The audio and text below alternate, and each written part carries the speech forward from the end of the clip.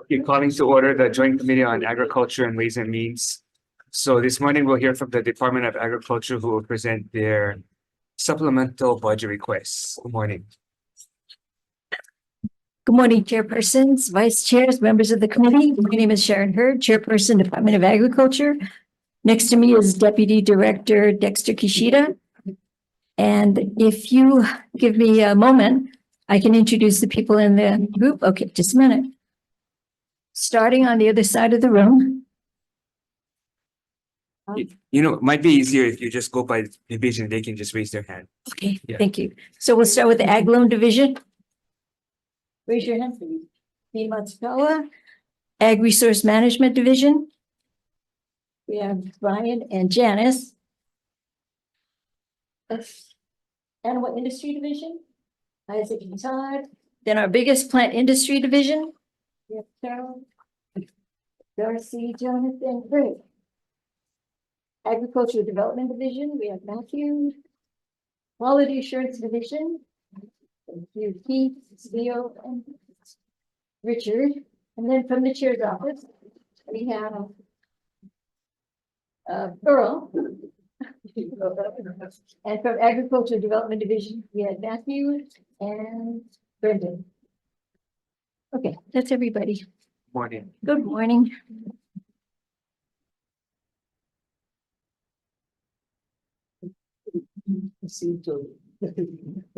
And the deputy.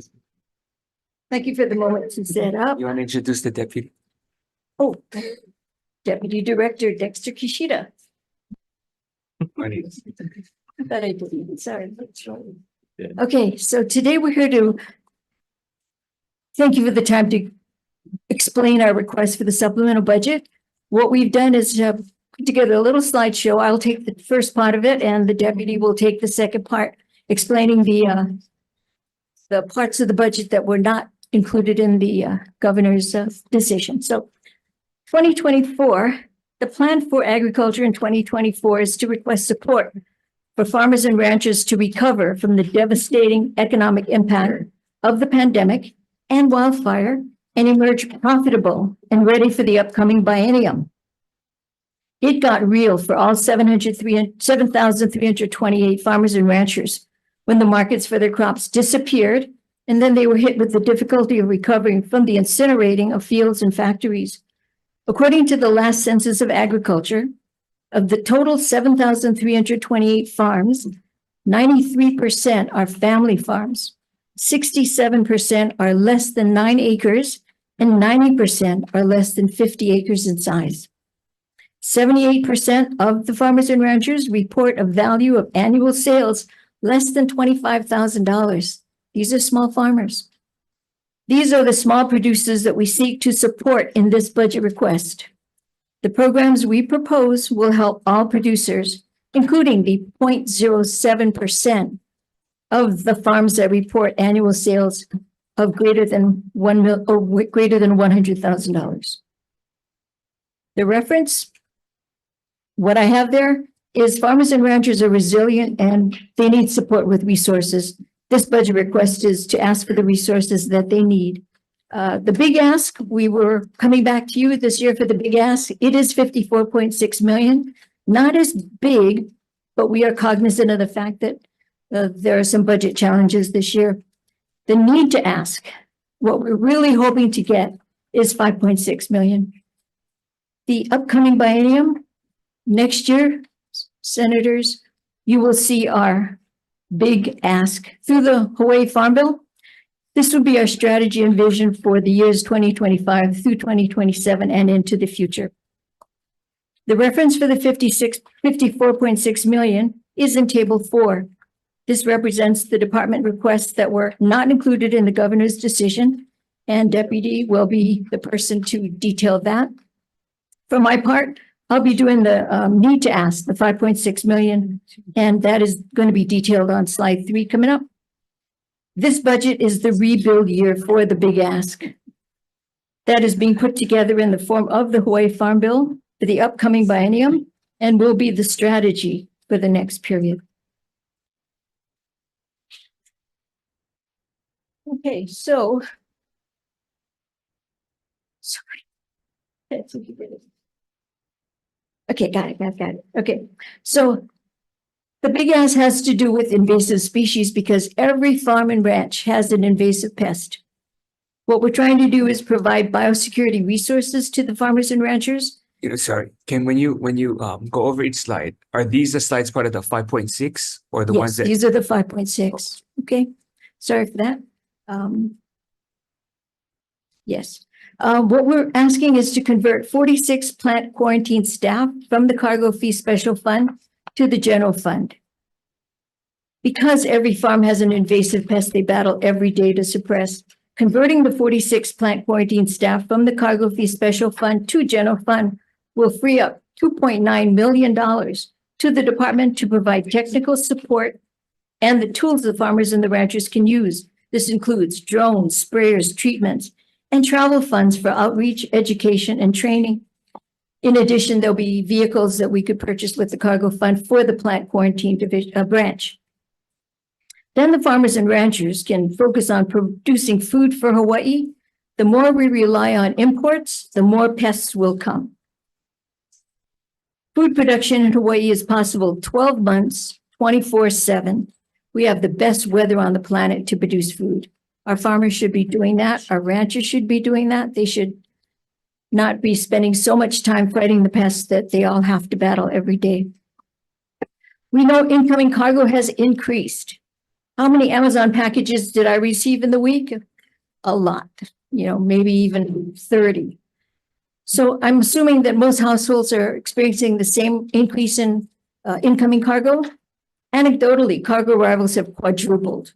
We know there will be an influx of equipment, tools, building materials, cars into Maui. In addition to plants and food and compost, we feel that with the 46 positions moving off the cargo fund, this will free up additional funds to help us battle the increased inspections on Maui, because we know that they'll be taking a lot of cargo.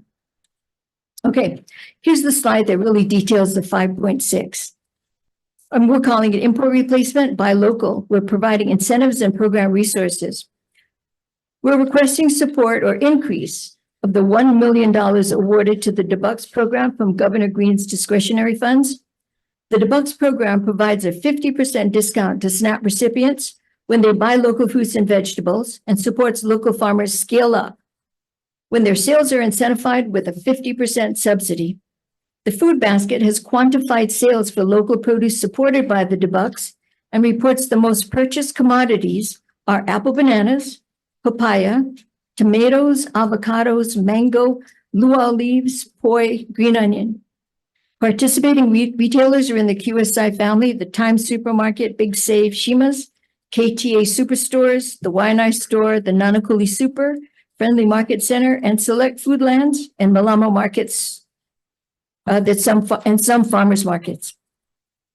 There are 2 positions. So then convert 3 specialist positions from method of financing, NP and T, and NP, of course, federal funds, and T is trust funds, into general funds. These would be grant writers. This is $215,000. There are 2 positions in the market development branch funded by NNP federal funds. Soft money is welcome and funds the position. That said, however, soft funds are unreliable, which makes the position difficult to recruit from an experienced pool of grant writers. It's difficult when they have opportunities elsewhere, and our position is based on soft money. Currently, the NNP federal grants limit the amount of an award from 3% to 8% per grant that we can use for administration purposes. The very, very wonderful microgrants for food security program that we can rely on about a $2 million award every year so far through the Farm Bill. $2 million at 3% is $60,000 for the 4-year grant. That is not enough to pay for a grant writer over a 4-year period. The Special Crop Block Grant Program, we normally get about $500,000 a year.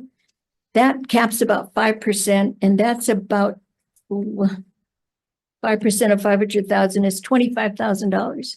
So that you can see that the NMP funds, while we welcome them and we use them, It's difficult to recruit a reliable, really experienced grant writer. In addition, the microgrants for food security generates about 500 contracts every round. There are 500 contracts at $5,000 award, which is life-changing for a household. They can start a chicken coop or start a truck garden. They can plant trees. It's very impactful, and we get, so many letters and pictures from the families that have been awarded. The work to generate 500 contracts and administer payments and the reporting required by the USDA is very, very labor intensive. It is an extraordinary amount of work. Funding these two positions would allow the staff at the market development branch to focus on market programs, such as the sponsorship and product promotion that supports commodity groups. That is an RFP. So there's other work to be done. We realize the genuine impact of the microgrants for food security program. And we have Brendan Akamu here, who's the business development program manager, and his staff relies on interns. They've been very valuable to the process.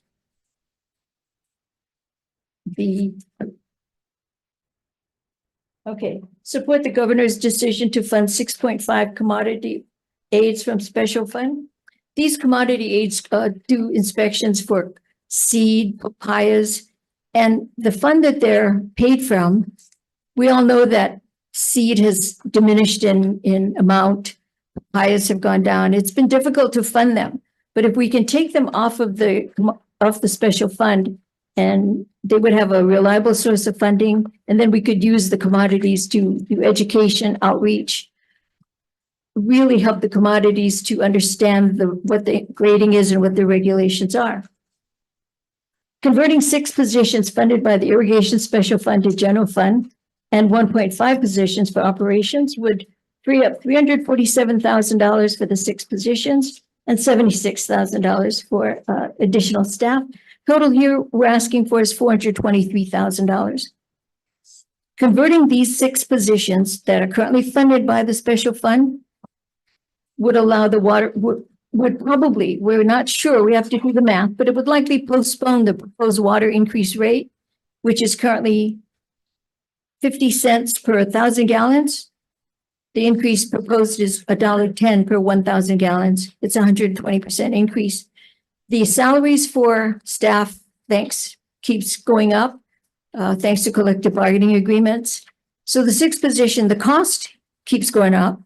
The water rates have to reflect that as well, which they have not been raised since, I'm going to say about 2016.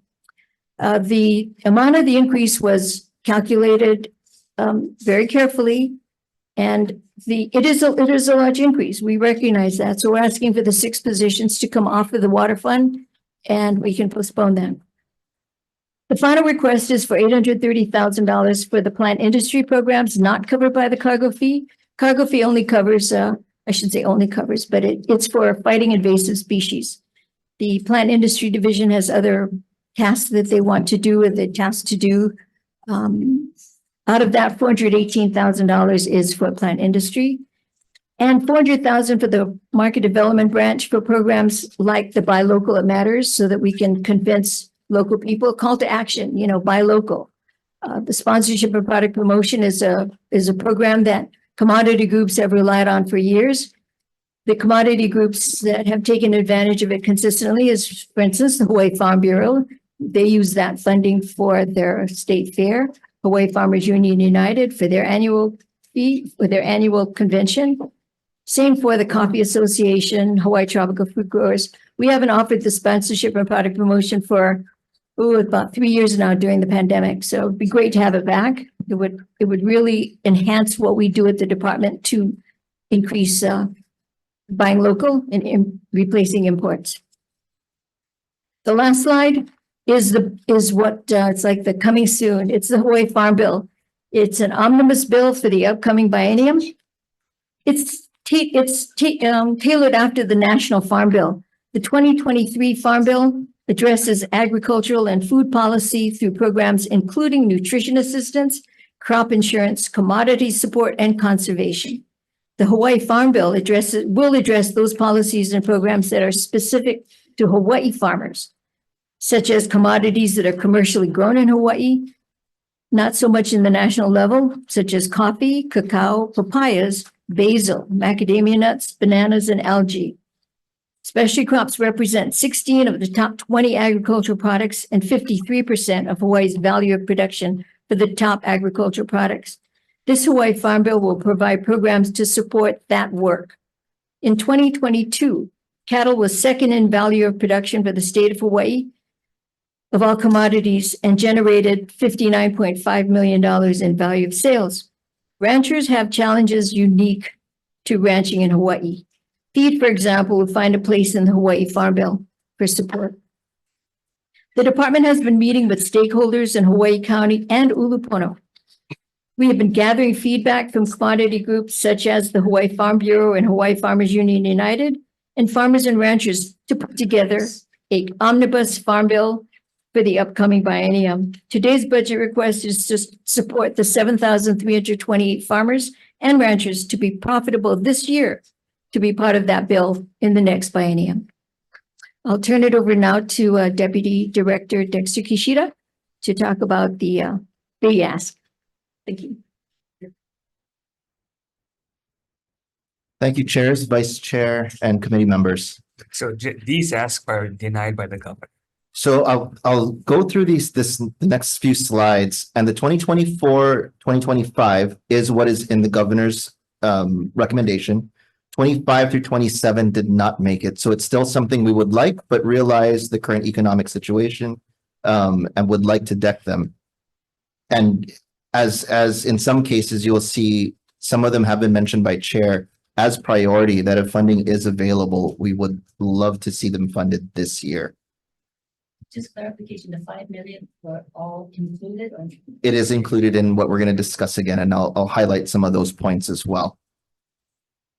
So what we're also doing in the next few slides is tying the budget table 4 to our pillars or priorities that we're looking at over this next year and carrying forward through the bigger farm bill discussion.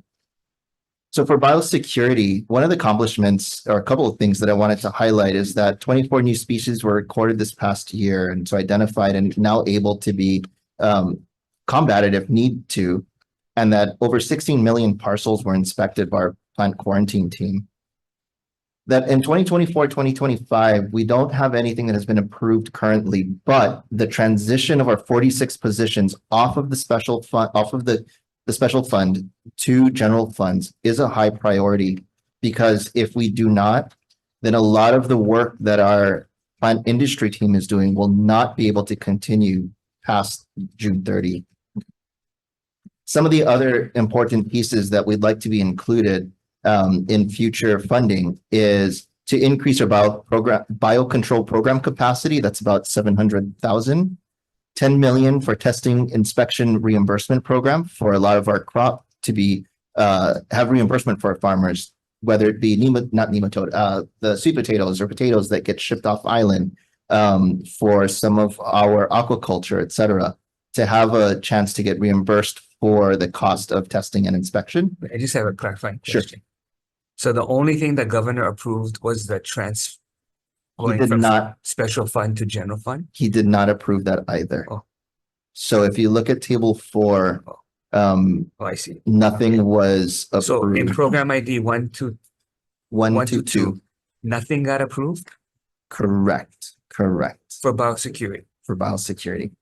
with coconut, rhinoceros beetle, and fire ant. For 24-25. Correct. How much do you collect in the special fund that is it too low for you to keep on using the special fund? We do need additional. So currently it's about 5 million that we collect in that special fund. 3 million is used for staff. Currently. And what is the source of that funds that come in? Cargo fees. So are the things that get shipped in from maritime or And the ocean cargo freight. fees are appropriate to the cost? I mean, how do you set the cargo fees? That is, I may need to bring up our Plant Well, we industry can follow administrator? up Okay, later, but in terms of how do you make that self-sustaining? Right. Is that board But is it board approval or your or program? statute? I believe, let me ask our If plant it's industry statute, administrator. statute says it. It is statute. So you do have a bill coming in to adjust the fees? We do not have a bill to adjust the fees coming in.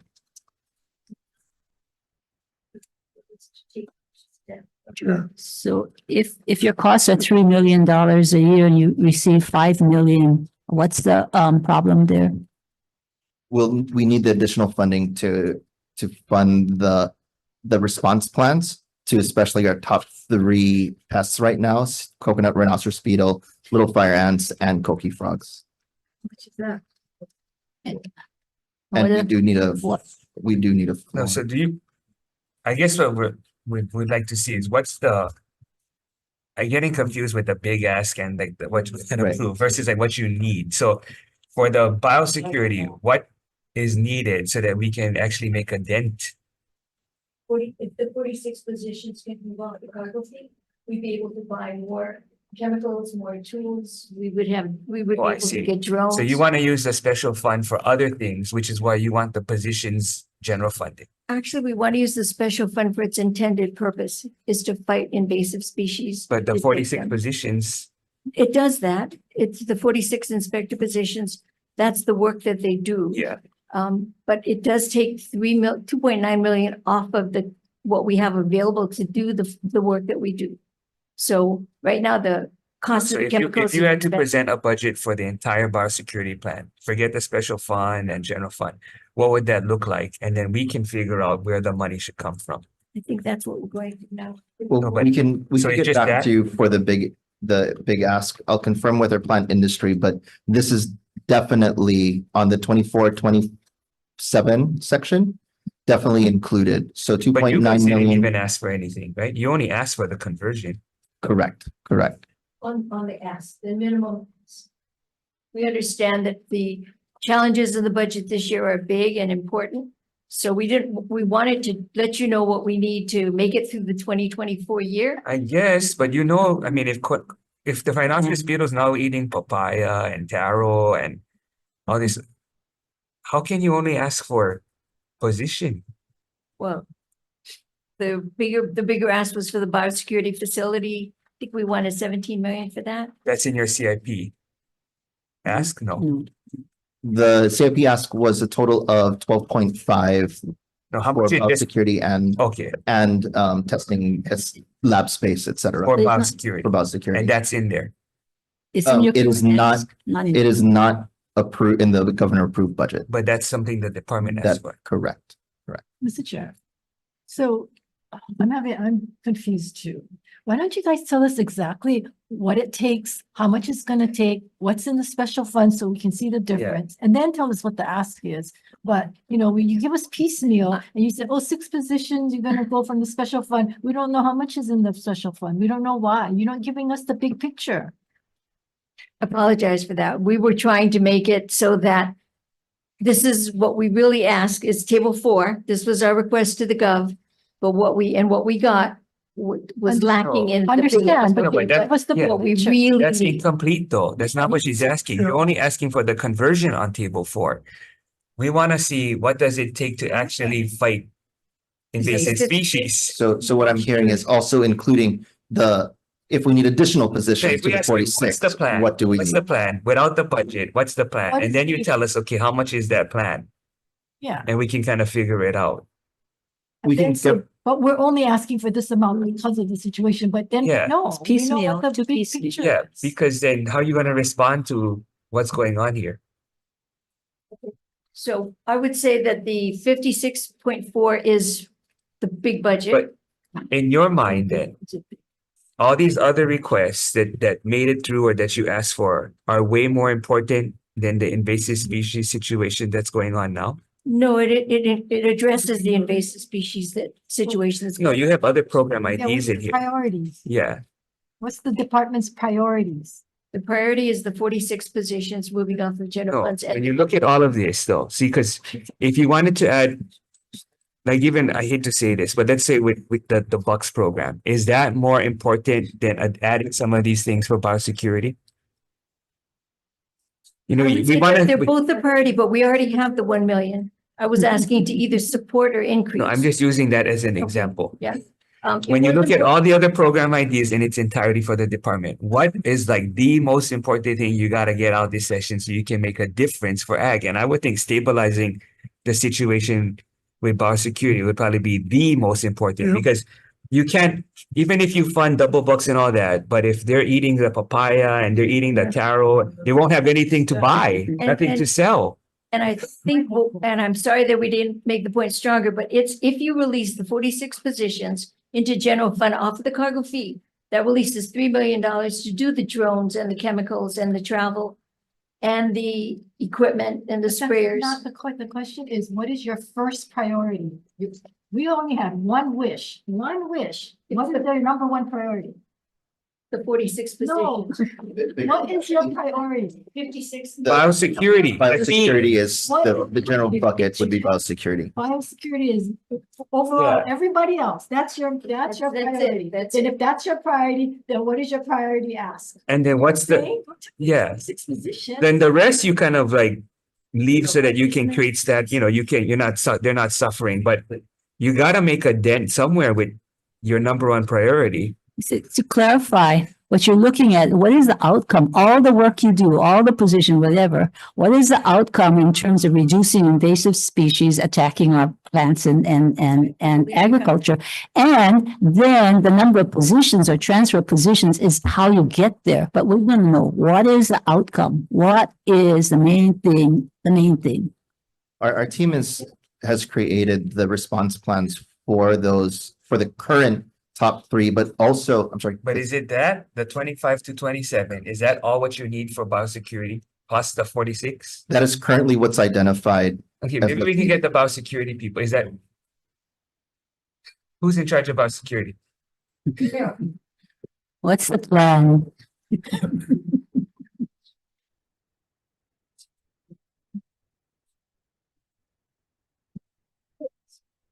Okay, can we just create some baseline? So is it this on this slide plus the 46 that's minimally required? Yeah, so. let me You go just take back your name, just a take your little name bit. in here. My name is Carol O'Connor. I'm the plant industry administrator. I used to, in my previous employment with the department, I was working for 30 years in the plant quarantine. So we started this biosecurity program back in 2008. Representative Suji and with the state, with the representatives and senators concurring added this user fee, which is now called the cargo fee. That didn't have positions on it. It was Oh, I see. totally a program, an operational program fees. So that when we did could have when it. did the positions get transferred to special fund? My understanding, it was under COVID. So then it all went to special fund and then half remained on. But we're asking. But for even that- if you get the 5 million, let's say even if you get the conversion, that's Yeah, enough. okay, no, so 2.9 equates to 4.5 becoming usable because of that fringe. So it's 4.5, which means that because the legislature gave us monies under last year for rhinoceros control, you gave us 2.5. That is with the percent budget is reduced to like 2.4, I believe. We're buying the big ticket items now. So we're buying so that we're not waiting for use of a UH drones. We're buying it one for each island, knowing that It's coming. it's coming. It's gonna hit every island. So what we're doing with most of that funding is buying the 400-gallon sprayers, the 100-gallon sprayers, and the drones for both visual as well as for chemical Okay, so do you applications. guys have a document that shows this is your plan, this is what you got covered with existing budget, and this is what's not covered that's needed so that we can make Yes, so progress? we've been discussing, because this is the first time where all three branches, which is plant quarantine, plant pest control, and pesticides have to come together to work because the PQ is the only, plant quarantine is the only one with staff. Plant pest control, I think we have total of 16 positions, 10, which leaves maybe one chemical mechanical person per island. One person is not enough to do anything. So we're forcing the inspection side to help work with the control side. If you're saying, is it adequate? No, it's not. So when I left the first time around, we had 110 PQ positions. Now we're down to 91. That is why we can't even cover at night. But what that 29, 2.9 gives us is operational funds so that we do not stop as of June 30th on whatever we're doing with little fire ant and coconut rhinoceros beetle. Okay, can you give us a document of what's in the base already covering Okay, invasive species and what's needed in addition to that? yes, So we can kind of see an overall plan. yes. Don't you also have positions that are on our COH? We do, but they cannot be compared because for the plant quarantine inspectors, they have to have that 4-year agricultural degree with classes in pathology, entomology, So zoology. what positions do you have with RCH? How many positions? Well, they're not ours, they're contracted out only. And we Who don't pays have for the any, contract though? it was coming out of the cargo fee, but we do not have any. That's why we have operational funds this year. Prior to the last couple of years, No, plant quarantine. so you didn't got have operational RCUH funds. staff or no? No. No. That's what she's asking. Yeah, We so do you have, are you using No, I RCH, contracting with RCH? No, some, So it's not supposed to be doing that to be. No, we don't have it. it's DLNR that has the contracted staff with RCUH, right? The funding is currently not coming through our office, coming through DLNR's. Yeah, but I thought the cargo funds go to you guys. It It does. does. That's why the cargo fee is not currently funding any RCUH. of the RCUH employees. So there's 3 branches covering, No employees through RCUH. that's DLNR that has that. Correct, correct. Yeah, that's where it's kind of Through funding confusing through because DLNR. some of this whole invasive species is partly DLNR, partly DOA, and then we have invasive species council, which is, Committees, yes. Which is Little attached bit, yeah. through DLNR. But so it's kind of, yes, some but extent, what is kapakahi. happening now is because it's just exploding, both little fire ant and coconut rhinoceros. Especially for little fire ant, where it's becoming where they want to do embargoes or what have you. It's coming more on the plant quarantine side. When that happens, we're looking at it Oh, through a. so you guys are trying to get it critical process. before it comes in. That's why you're using. That's hope. our main objective, Okay, is so to who- get it before it comes into the And then state. who's getting it while because it's here? It used to be our plant pest control, but they have not come back since that 2009 rift. We need more than one person I per know, but island. you know what? You guys have 110 Yeah, but you vacancies. guys number 1 position on Molokai. Yeah, and we used. So why you to. say you guys We get one used- then? No, we did, we. You guys haven't number had 1 on Dan We Lanai. haven't had one since Guy Nagai left. He was the last person to be These are on those are my Molokai, and we agree there should be. But because of its lesser import needs, what happens is you have the least amount of invasive pests, so you can actually be able to export more stuff if you had the capacity. But Irregardless, pest is pest and you still gotta Right. to try and contain So- that. as part of we gotta become whole first. And so part of it is to really try to bring back the core of the biosecurity, which means you stop it at the port, you treat it before it becomes a problem. For those that are here, the only way we can export out or even to the main market, which is Oahu, is that it's gotta be pest-free, which means that was part of the biosecurity facilities, not necessarily an inspection facility, but its ability to treat the product so that it's safe to move to market. And that was the main focus of that big ask, is that we've gotta look at it. Our ag products cannot go to the mainland unless they're free of pests, because they're under a compliance agreement. Only things that are under the USDA compliance agreements can go to the mainland. They usually need a treatment or some kind of certification. And that's what we haven't worked on in the last 10 years. We're trying to. So I guess that was one of our biggest questions that was asked, is that we're worried about what's going on, but how do we protect what's coming in? And it- That, Or already here. yeah, is this already here? And then another question is, what is the overlap of what you guys doing on that when it comes to invasives versus DLNR? And then who picks up the lead on invasives when it comes to access deer? You guys or DLNR, which DLNR doing some of them, but the biggest impact to your farmers and your ranchers falls under ag, you guys. So while we have what the legislature and the Senate provided and pushed towards the funding on reimbursements and the equipment for access deer, under those impacts, I don't see nothing up there that you guys also trying to address that, the access deer. Deal in our, I think it was 14 million. It was the deal of the access deer funding, rightly so, went to DLNR as it is a wild animal. Feral animals fall under this city county. So the Department of Agriculture is helping with emergency loans for farmers for access deer up to 350,000. I think we were allowing for fencing and programs. But as far as battling the access deer, what we did is our animal industry division is overseeing a meat donation program. We're working with food banks. That's where we come in. But we don't have jurisdiction over the actual deer, killing them, capturing them.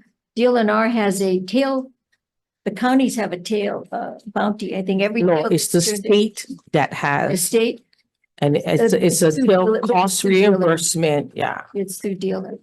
What we're doing is doing the meat donation. We have that bill. It was a resolution.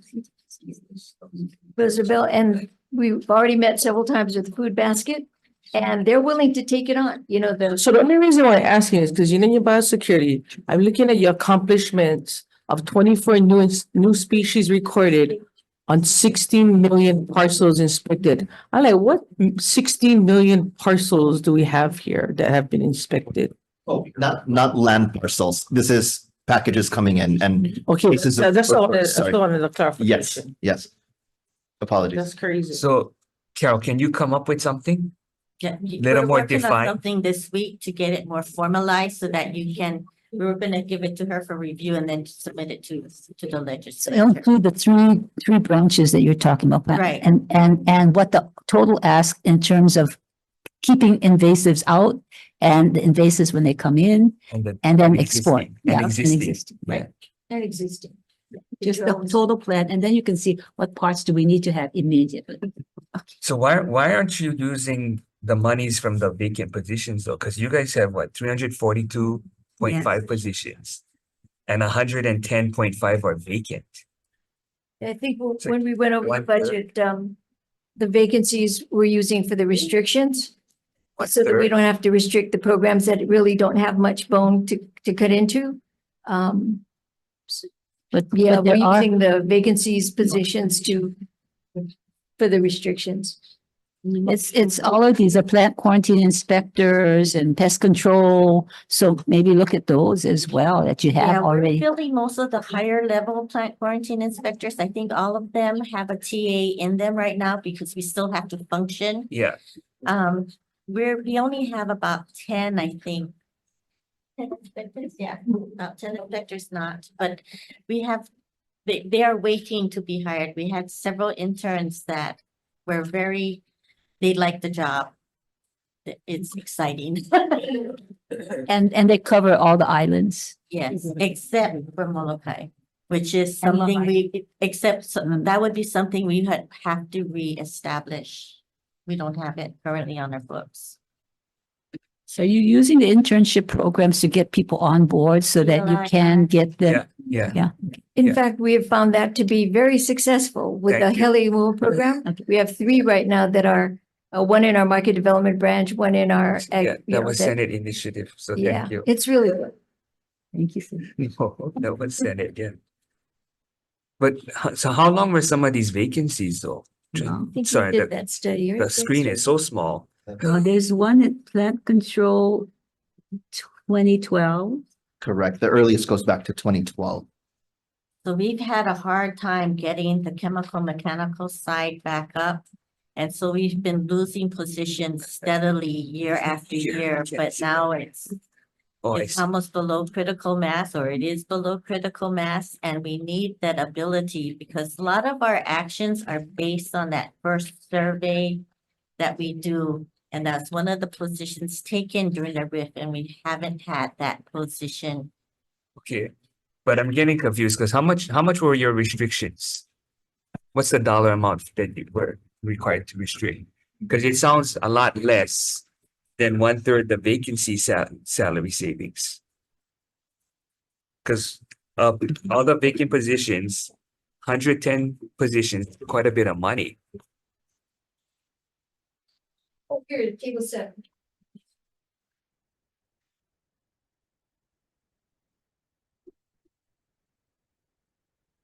The restrictions you'd find on table 7, page 14. Yeah, what's that, your total? Senator, I don't have a total. It's, You see what I'm saying? So what's the total amount of restrictions you had to cover? And what's the total amount of savings you got from the 110 positions? Doesn't sound like they would equal out. Oh, wait a minute. No, it's not. The restrictions are based on programs. I So- don't have a total. I can come back to you. Okay, so I'm just trying to figure out what are you doing with the money from the 110 vacancies that could be going to things like biosecurity? Well, apparently, a lot of it's going for the restrictions. Restriction or. Yeah, I'm sorry, I don't have a If- total. It's on, I don't know if your ASO is here, but it is. if they can look, compare what's the total restrictions versus the total vacancy savings and see how, We can do that. because if not, what are you doing with the extra money from the vacancy savings? That could be going to some of these other programs. Okay, let me get back to you on that. I guess the budget director gave you guys the party line. Oh, yeah, I'm sorry. I just got on you. Okay, Next. okay, wait, any other questions about biosecurity? Okay, go ahead. Yeah, thank you, Chair. Aloha, Chair and Deputy and members. I know I'm not on this committee, so I'm just gonna ask one question. Okay. In August,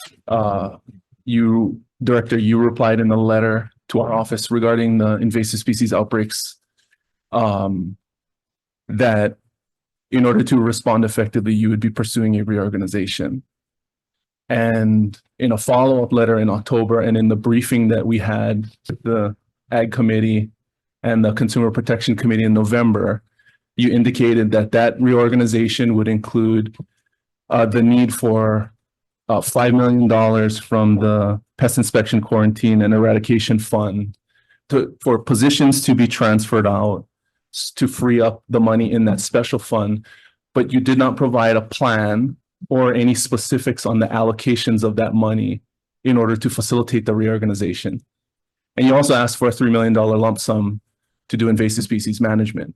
And in the briefing in November, we asked you to provide us with breakouts on what those funds would be utilized for.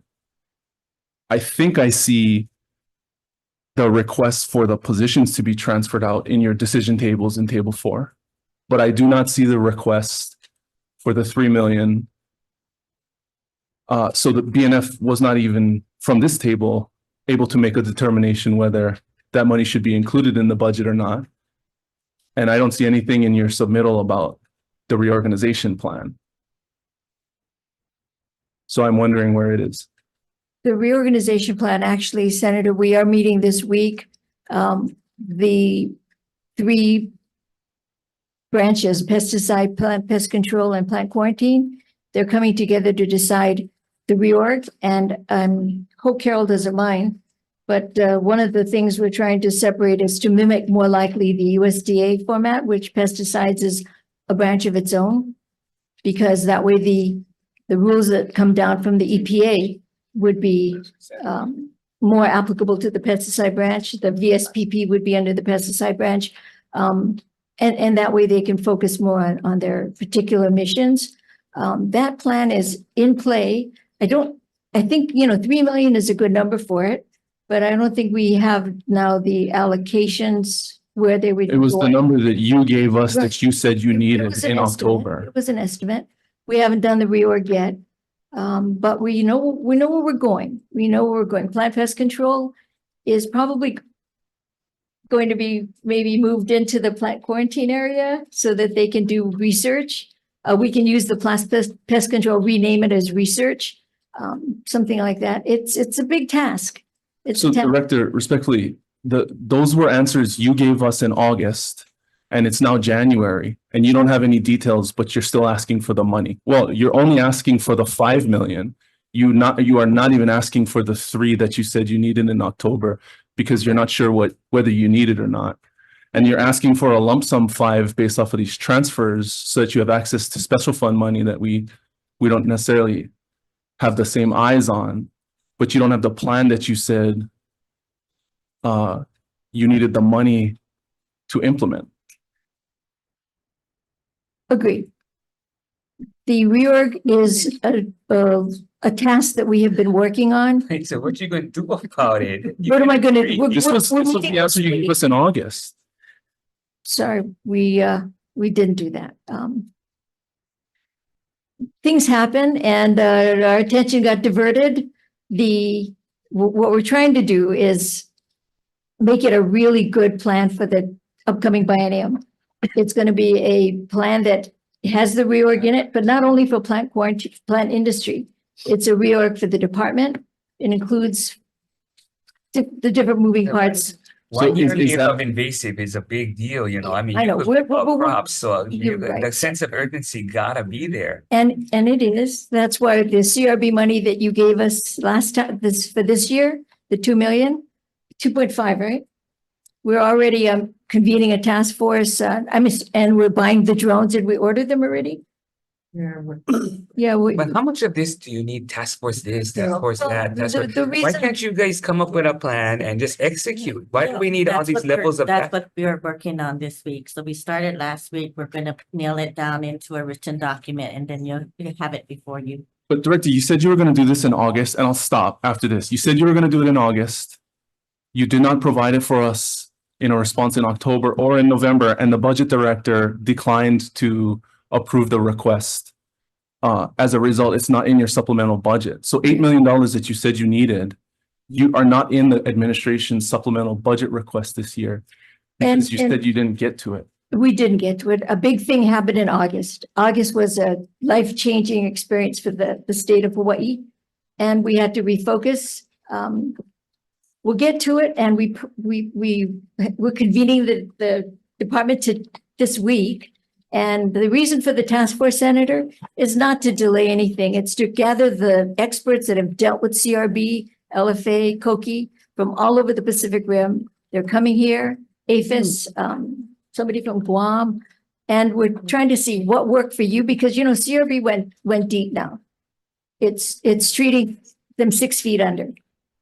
So now we want to hear from them. What did they do? How did they address the fact that they're attacking papayas and bananas as well? You know, what can we expect? You know, And so that's the I go kind of back to stuff the we'll take beginning. direction from. A lot of your other programs that you're asking for won't even matter if you don't deal with some of these That's- issues. So that's why I don't understand why this is not all hands on deck, mainly where the money has to go, because if you don't have crops, no sense have the other programs. I And mean, that's the it. double bucks won't even matter because there's nothing to sell. Yeah, I'm Sure. sorry I didn't make that clearer, but I tried to make that point in the first 4 slides. That this year is a rebuilding year. We're trying to protect the farmers and ranchers No, and make this them year should profitable. be all hands on deck to fight coconut, rhinoceros beetle, and little fire ant. Okay. Because if not, nothing else happens. I don't think that's rebuilding. Well, we need the tools to do that. We need the sprayers, we need the drones, we need the chemicals. We need to see what people are doing to fight them 6 feet deep. We have a farmer that's planted his coconuts already and 90% didn't come up because they were already infested. Because the CRB is going down deep. So we're using this year, maybe rebuild is a wrong word. I think you guys Rebuild the gotta resources. look back at your budget and say, in order to deal with this crisis, what do we have to do? A crisis is different than like a rebuilding year. I Yeah. find it different theme, but Chair, no, I don't know if you're understanding it. I said this to other people. Please watch the replay. Because what we're trying to explain to you right now is your priority is not the bio. You keep talking about everything else. The Senator, oh, he left already. When he was here asking you these questions, it was a life-changing experience for everybody in August. Why you never tell him? Why you never tell them? You gave him one plan, but life's changing when change in August. But did you notify the people that you had gave your plan to? No, you did not. How hard it was gonna be, sorry, life-changing. I see. Okay, we're not gonna do the plan now. How hard it was that? Because they was expecting results, like we all expect results. Because, yeah, all the coconut trees in Ever Beach is all dead. We get the monitors not being monitored. Okay, in Hilo, every single house in KL has fire ants. Those are the things that we're asking, what is the prioritize? Keep talking about everything else. It changed everybody's life in here in August, but that's not an excuse to neglect certain things that is important to our agriculture. Agree. That's it, Chair. Yeah, some of it though, like I said, is you guys, some of it is DLNR. And when we went to Big Island, we went to the banana farmer and he had even said, you know what? Just give me the grant so I can buy my own equipment and I'll deal with it because I can't wait for all of this. So we're putting all of these millions of dollars, as the vice chair was saying, what's the outcome? If not, we're hearing from the farmer saying, just give us the money direct and we'll buy the equipment because he's losing employees. He's saying that he can't get employees because when they go into the farm, the little fire ant is literally on them, biting them daily. So they had to quit. They were like, I'm not doing it anymore. And so the owner, the farmer said, give me the money direct. I mean, I'm not making this up, right? I mean, so that's where I don't understand why we don't have a little more sense of urgency in dealing with it, or at least showing it in the budget. There was a response and we will do that. We will consider direct. Well, actually, we'd have to send staff out there. What we would do is open a dialogue with the county. We, in the past with cocaine and everything else, what we did was we had a loan sprayer program. We even had a hot water treatment that could be transported from farm to farm. And what we can do is restart all those programs because it appears necessary. So you don't have to spray daily. You shouldn't be spraying daily. So they could possibly, like for the shipment area, have one for that area. Yeah.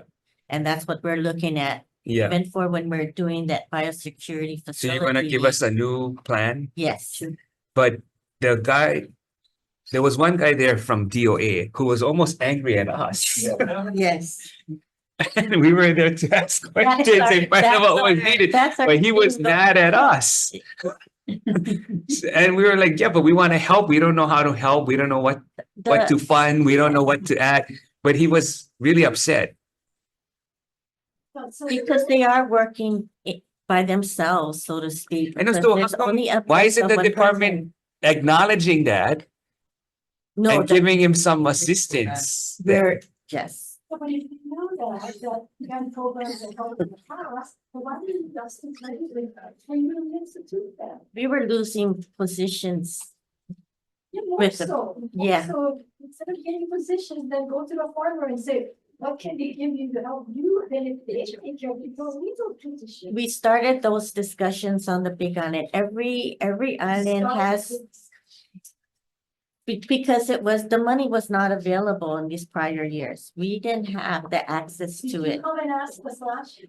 And I wasn't here. It's like that. I'm so, I'm saying, people, if you ask and we don't do, that's one thing. Yeah. Yeah. And then tell us what you need, and then what the plan, so we need to take this year, so many people next year. Give us the plan.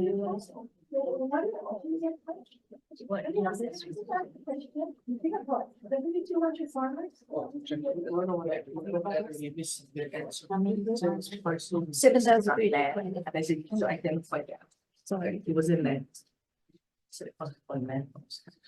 Okay, we gotta revisit this though, because we're not between you guys and DLNR, because the farmer even said he's not quite sure or one of the farmers had said they're not quite sure when the money goes to some of these labs or task force, how it trickles down to them because they don't necessarily see any of the results except for the one guy that was mad at us.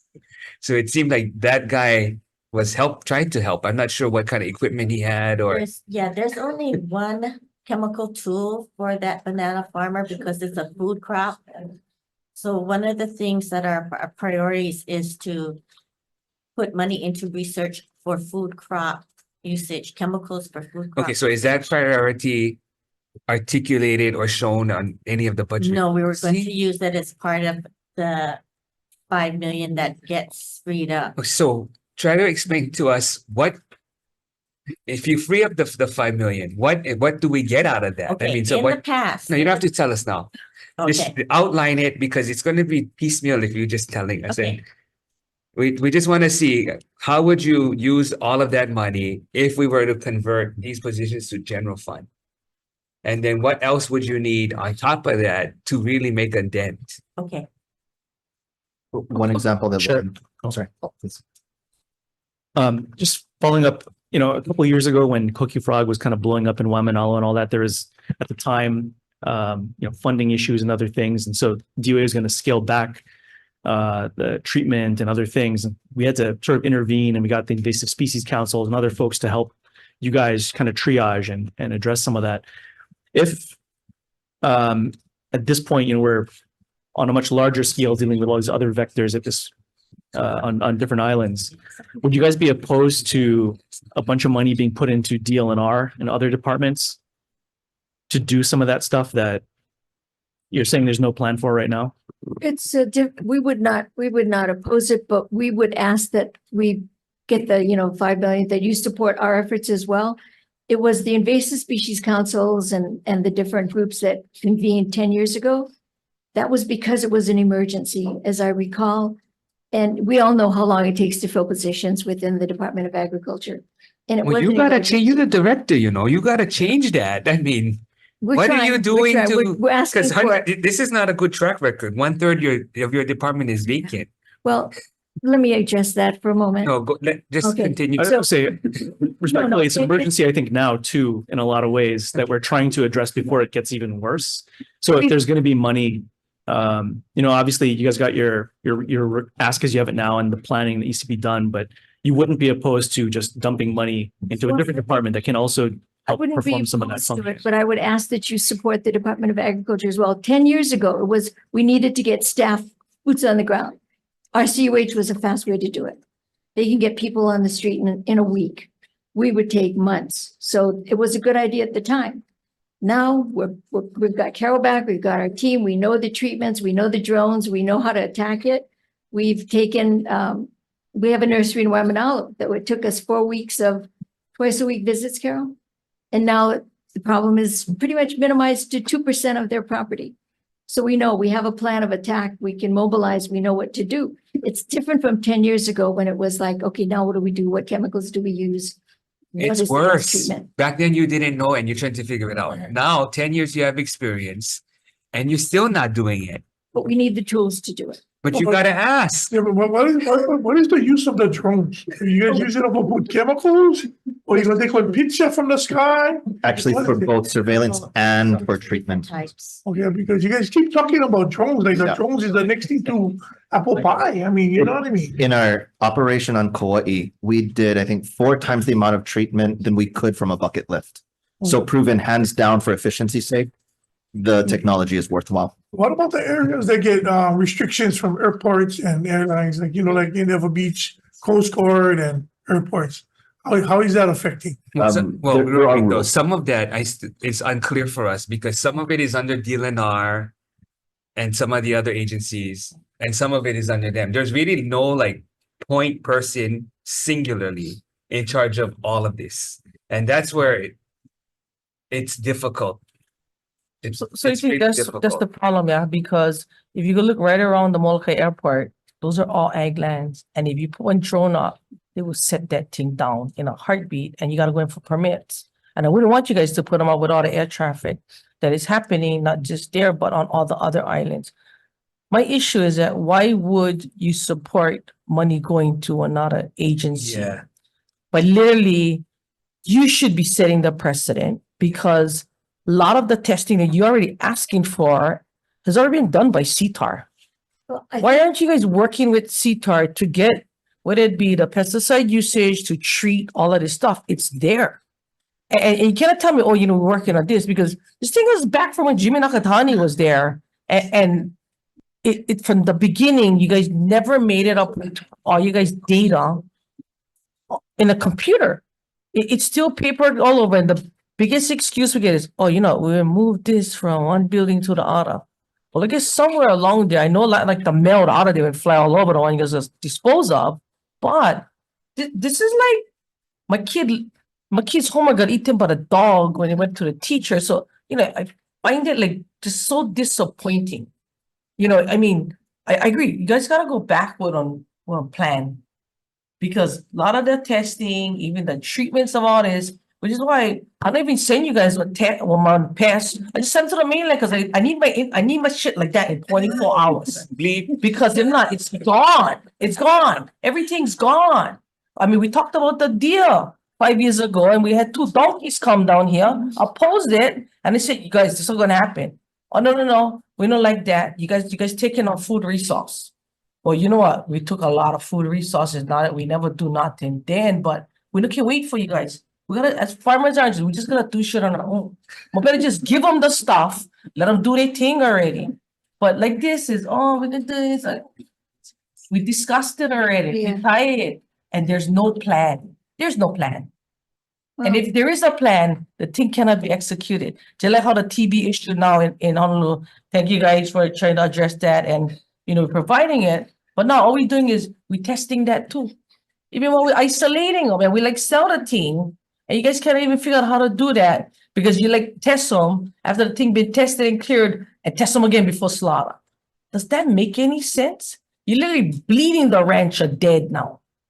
It's just so dispose of them all and start fresh. So I don't have to even like trying to tell you guys this without saying it as nice as I can, because this is not how just I feel, but your ranchers and your farmers are literally pissed. with And you some of guys. the employees Pissed. were mad. The only employees are pissed off. And if you cannot get the employee, then go find out where other states, what they're paying for those positions and bring it to us and say, this is what the Yeah, going rate exactly. is. We've said this from when Scott Enright was there. Yeah. And Yeah. even Scott never bring that to us. If he ever was here and never sent the deputy, but Yeah. like, anyway, I said.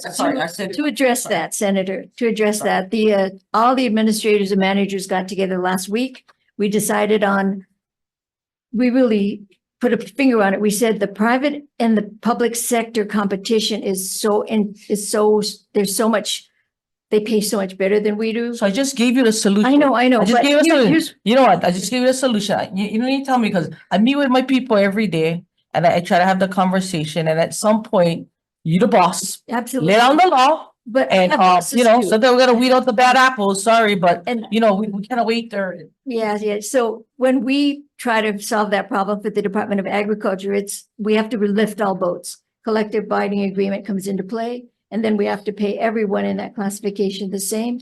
It becomes a really big number. I get it, but with all your vacancies that you have, Okay, make some good decisions.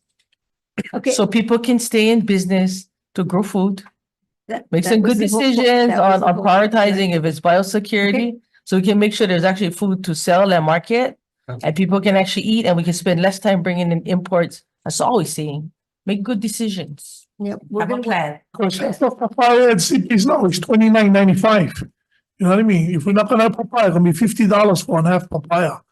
You know what I mean? That's the kind of stuff we're looking at. You guys talking about sustaining our local farmers and giving guys with SNAP discounts. What about the hardworking people? If we buy local, shouldn't we give a discount or some kind of deal? You know what I mean? That's the game. But I like to talk about you guys travel. Sorry, Chair. On your guys' page 57 and 76, your budget for your referral for your guys' travel, related travel amount for you guys' department, spend working related travel in 2023. You guys don't have descriptions. table 23. How much you guys spend on travel, because you guys did a lot of traveling, but there's no actually, like, what you guys went traveling for?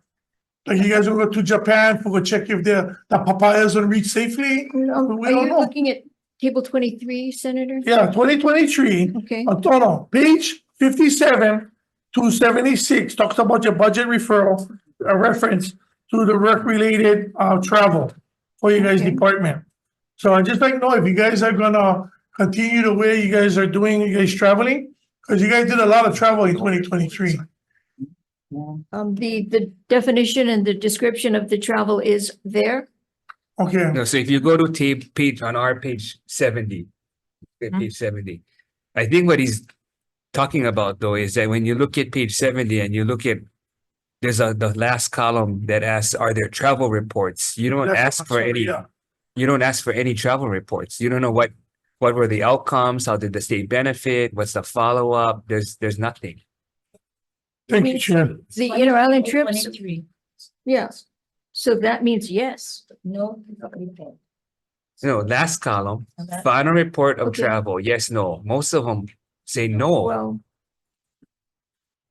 Well, for instance, if they go to the neighbor island for bovine testing, or if they go to the neighbor island for some sort of a function, you would like a report that says that the conclude what happened at that trip?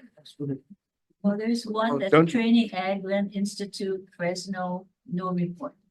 That would seem. Is that's on page 70?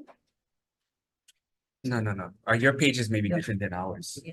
But it's the same table, table 23. First page, table 22. Ag 101. I'm on page Training Ag Land Institute Fresno. Oh, yes. So for- we encourage personal improvement for, No, we're asking, where's the report and why didn't you require a report? let me check just a sec. You gotta read these reports, these, Training class. So there's a curriculum involved. Well, we can ask Jillian for a report. She's our Kona agent. She's new. So she went to Fresno to get some training. We can get a report. Jillian Scheibe. no, so but don't you have a policy in your department at all about, okay, we need some kind of report? We do for the trips that are marketing. All the marketing trips have a report as required. The training reports, not so much. The one big trip in here that we're still working on a report is from our biocontrol agent who went to Thailand to find biocontrol agents for the House scale, was it? And he is still working on his report. It's been, I think he came back in February. So you'll have that report, but he wants to publish it first before he submits a report. February? Pardon? 2020. February, you still don't have a report from this? Because he's still putting together his research, his results, and then he's planning to publish. Yeah, but shouldn't it be a general report? We can ask- Goes on a training. You make a Give good point. A simple report. We can Before they change our, reimburse money. yep, we can change our policy, and the policy will be that upon return, we want to see a report, but the final report that is the official report, will give you time to do that, because for research, sometimes it takes, a long time to do that. So We're not asking them for red one Bible, we just like one outline. I got it. We just a cursory report, this is what we did, itinerary, this is how we spent the day. Sure. Then, wait, Senator Gabbard, oh, go ahead. Yeah, I wanted to shift the conversation back to access deer, one of Senator DeCoite's favorite topics. And you have 7 access deer emergency loans and what are those, what's that used for? Whatever the applicant feels is the most important thing to keep the access to, usually for fencing. Let me check with the administrator. Fencing? It's okay. Fencing, primary? Okay. Fencing. The other question, you had mentioned earlier that DOA is more concerned with this, the meat program and Right. DLNR does the rest of it, right? So I'm curious whether DOA is aware of, are there any access deer that are infected with zombie deer prions here in Hawaii? Are you familiar with zombie deer? Because it's infects the deer and it's also transferable to humans. And I just want to know if that's being factored in. Zombie, how scary is that? Hasn't been diagnosed. Has not been, but you're aware of it and Right. the alert, the flags are up in case. Yeah, if anybody sees anything strange, DLNR or ourselves should get a flag. It was a concern, I think a number of years back in 2009, where some deer were kind of unthrifty with things. Getting samples and testing was done at that time. Okay, okay, thank you, Chair. So, you know, Dr. Mayera, so just trying to, Dr. Mayera guys have been doing a really good job. I think they have their testing under control. They have people on the ground, on Molokai and Maui and Lanai. And you guys work collaboratively with the DLNI Adolfo office. A lot of their programs have been, worked with that as well as, control management. And every person that is charged with capturing, hunting, if they see a deficiency, correct me if I'm wrong, if there's a deficiency within internal parts of the carcass, they are to report it.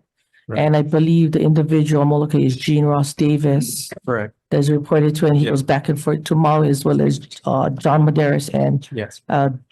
Lance. Yes. So John- the Silva. yeah. Yeah, is that correct? Yeah, that's correct. Thank you. Senator Marwaki.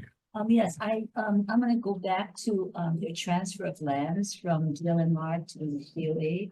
I don't know if that's going to help in terms of having a much more focus on the invasive species, but I see 113 parcels and 119,000 plus acres being transferred to your department in DLNR. What's the plan? What's the intent of these parcels? I mean, that's a lot. You're referring to Act 90? Act 90. So the lands that have been identified that have potential for ag production that are currently under DLNR, those are the lands that are a part of Act 90. There's about, big round guess is about 300 parcels. We've moved about maybe half of them already. 99 parcels came over at one lump transaction at the board meeting about 2 board meetings ago.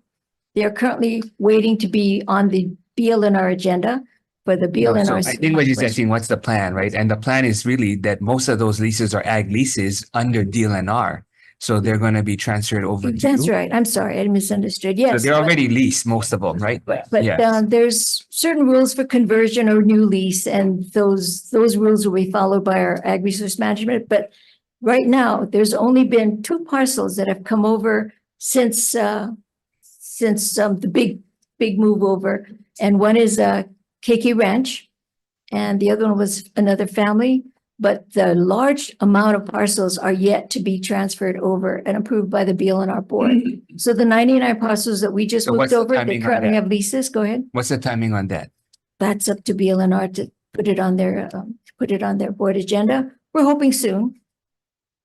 You So all of these are leased. don't talk to the chair? I do. These are the lands that we refer to them internally as the blue section. These are the lands that DLNR had identified as okay to transfer. They agreed to transfer. We went over them and we agreed to accept like 99 of the maybe 110 parcels. And the reason that we didn't accept all of them is the reasons are for they're either landlocked or they have some sort of violation on the property, or there's some reason why according to Act 90, you cannot accept these parcels if they have arrears or if they have some sort of a violation attached to it. So of the parcels in blue that DLNR has agreed to transfer, we've done our due diligence on that So you get the section. income from that lease, right? Not yet, not. No, once you it's will. transferred, you get. Once it's transferred, right. Okay. Yeah. Are there any services that you're going to provide to the lessees, when the lands are transferred? What's the Well, plan? I think the big service that they want is really not the kind of service that you might be referring to, but it's that their lease gets to be extended. According to the BLNR leases, once your lease expires, it goes to auction. So that is the big hatchet that comes down. So we're hoping to move those leases over to us, but even when they come over to us, we cannot do a new lease until they're within 10 years of expiration. I mean, there's a window of which when we can convert the lease. So when Because they come over, land board looks at fair market value, right? Versus Yes. DOA will look at ag as the priority. So I You're think right. that's the biggest certainty for the farmer. and they can get a conversion or extension depending to another, maybe even up to 65 years. So you have some criteria in terms of the use of the land so that it is being used productively? Good question. Yes, there is a bill that, a program called Ag Enterprise, because sometimes we have parcels of land that are neither agriculture nor non-agriculture park, which is ranch versus farming. We inherited, for instance, the cooling plant, or there's some sort of, I guess what's the difference between somebody just having a tree on it and calling it an ag lease versus a real farm? I think that's what she said. yeah, okay, they have to do a PUD, and I forget what a PUD is, a usage, kind of like a business plan. And when the Ag Resource Management staff looks at their PUD, they either approve it or they don't, or they make changes. We are currently in the So if process. you're not doing ag, you kick them out. If you're not doing ag, we ask you to change your lease. We change your plan. For instance, if you have a hunting business, which DLNR allows on their land, if you have commercial hunting on your land, we do not permit that. So if we are to take that lease on for strictly ag, you would have to say you're not going to do the hunting anymore. That kind of a thing, which probably makes your lease rent a Are little. they doing ag? But are they doing agricultural Yes, correct. production when you take off the commercial hunting? That's the question. Yes, And you will ask that because then they shouldn't be. right. And then once that's all hammered out, we will approve the lease. Sure, can I follow up? So I was shown some parcels, or I don't know if they're big parcels in Hawai'i area, Cocoa Head area, where they have some farms, and it's pointed out to me that some of these people put up some macadamia nut trees or put up some regal plants and say they're farming, and they're not farming. So how are you folks looking at those? I don't know that that's our land, but if it is, it would be based on their planned use program. And we would ask that they could do more ag, but there are rules, you know, Right, because even if it's not your land, even if it's ag deemed parcels, but they're not doing ag. So how are we looking at that? I mean, it's all over. I hear all the it complaints. is. And I think the bigger picture is being addressed through Bill 10, the city and county level. And they're trying to do a, I think they changed the number for this year. Change the zoning and make it, you know, like a really upgrade of the zoning laws and say what is urban, what is rural, what is environmental, what is agriculture, and then make the rules for that. It's tough to enforce though, because like you said, according to the NAS survey, the National USDA people, as long as you can generate $1,000 from your operation, you are considered a farm. Whether or not that sticks with the zoning remains to be seen. What is the department's, the state rules and regs on that? Let me call on Brian. Brian Cow is the administrator of the Ag Resource Management Division in charge of land and water. Brian Cow, Agricultural Resource Management Division. Could you repeat the question? Yeah, what are the state regulations on determining whether or not you are using your ag lands for agriculture? The Department of Agriculture only has jurisdiction over the state lands that it controls. So we do for the lands that we do control, all of our tenants have to submit, as the chair was mentioning, a plan of utilization and development. And in that plan, they detail what it is that they are going to grow and what they're going to do with it afterward and whatnot. So, and how do you enforce that? That's what our property managers are for. So we send out our property managers several times a year to inspect each of the parcels. And when they're not meeting that, or they're not having the activity or anything like that, then they'll work with the tenant in order to try and bring them back into compliance by letting them know, okay, so can we see a matrix of all of these visits and which Yeah, parcels is out of compliance and what's happened, how long it's taken them to get back into compliance or whatever? We could put together a inspection, I guess, Yeah. schedule for you. Not just a schedule, but a report. I mean, how do you know how effective you are if you don't have a matrix showing, these are all the properties, this is, when it was inspected, they were out of compliance, they were fine, whatever, and to show, and if you got somebody there years of out of compliance, then that's the only way we're gonna know if you folks are doing your job or it's being enforced, because people complain.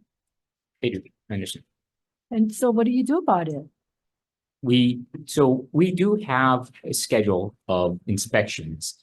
Yeah, but inspections is one thing, enforcement is another, right? Right. So what we do is we work with them directly to try and get them back into compliance. And then if it turns out that for whatever reason, if it was a tragedy with a family or something like that, then we'll also try and work with them to find a party to assign the lease to or something that's more appropriate that could work the land, for instance. Because don't we have a lot of people wanting to farm, want the land? There's a wait list. Yeah, there's a wait list and they're waiting and they've got people that are really not true farmers. They're not farmers. Yeah, well, we're unable to address the gentleman farming issue because we don't have control over that part of. No, you're talking about gentleman farming not on your land. Yeah. Yeah, Well, but she's talking about your land. Your land. Yeah. No, we do try and, like I said, we do have inspections several times a year on all of our parcels. We've put eyes on all of our Okay, then parcels. give us the report of each year, what the status is. Sure. Okay, we'll put something together. Can you get that to us? I mean, we'll follow up with the request, right? Yeah. So I guess the follow-up to that is, earlier you said you guys have 7,323 farms. Of those farms, which one is under you guys? Oh, that's a good question. I mean, you don't know that. With that, I don't have that information. It's probably in the census somewhere. Would Brian, would you have that number of, How many farms on your lands? how many farms on your guys' lands?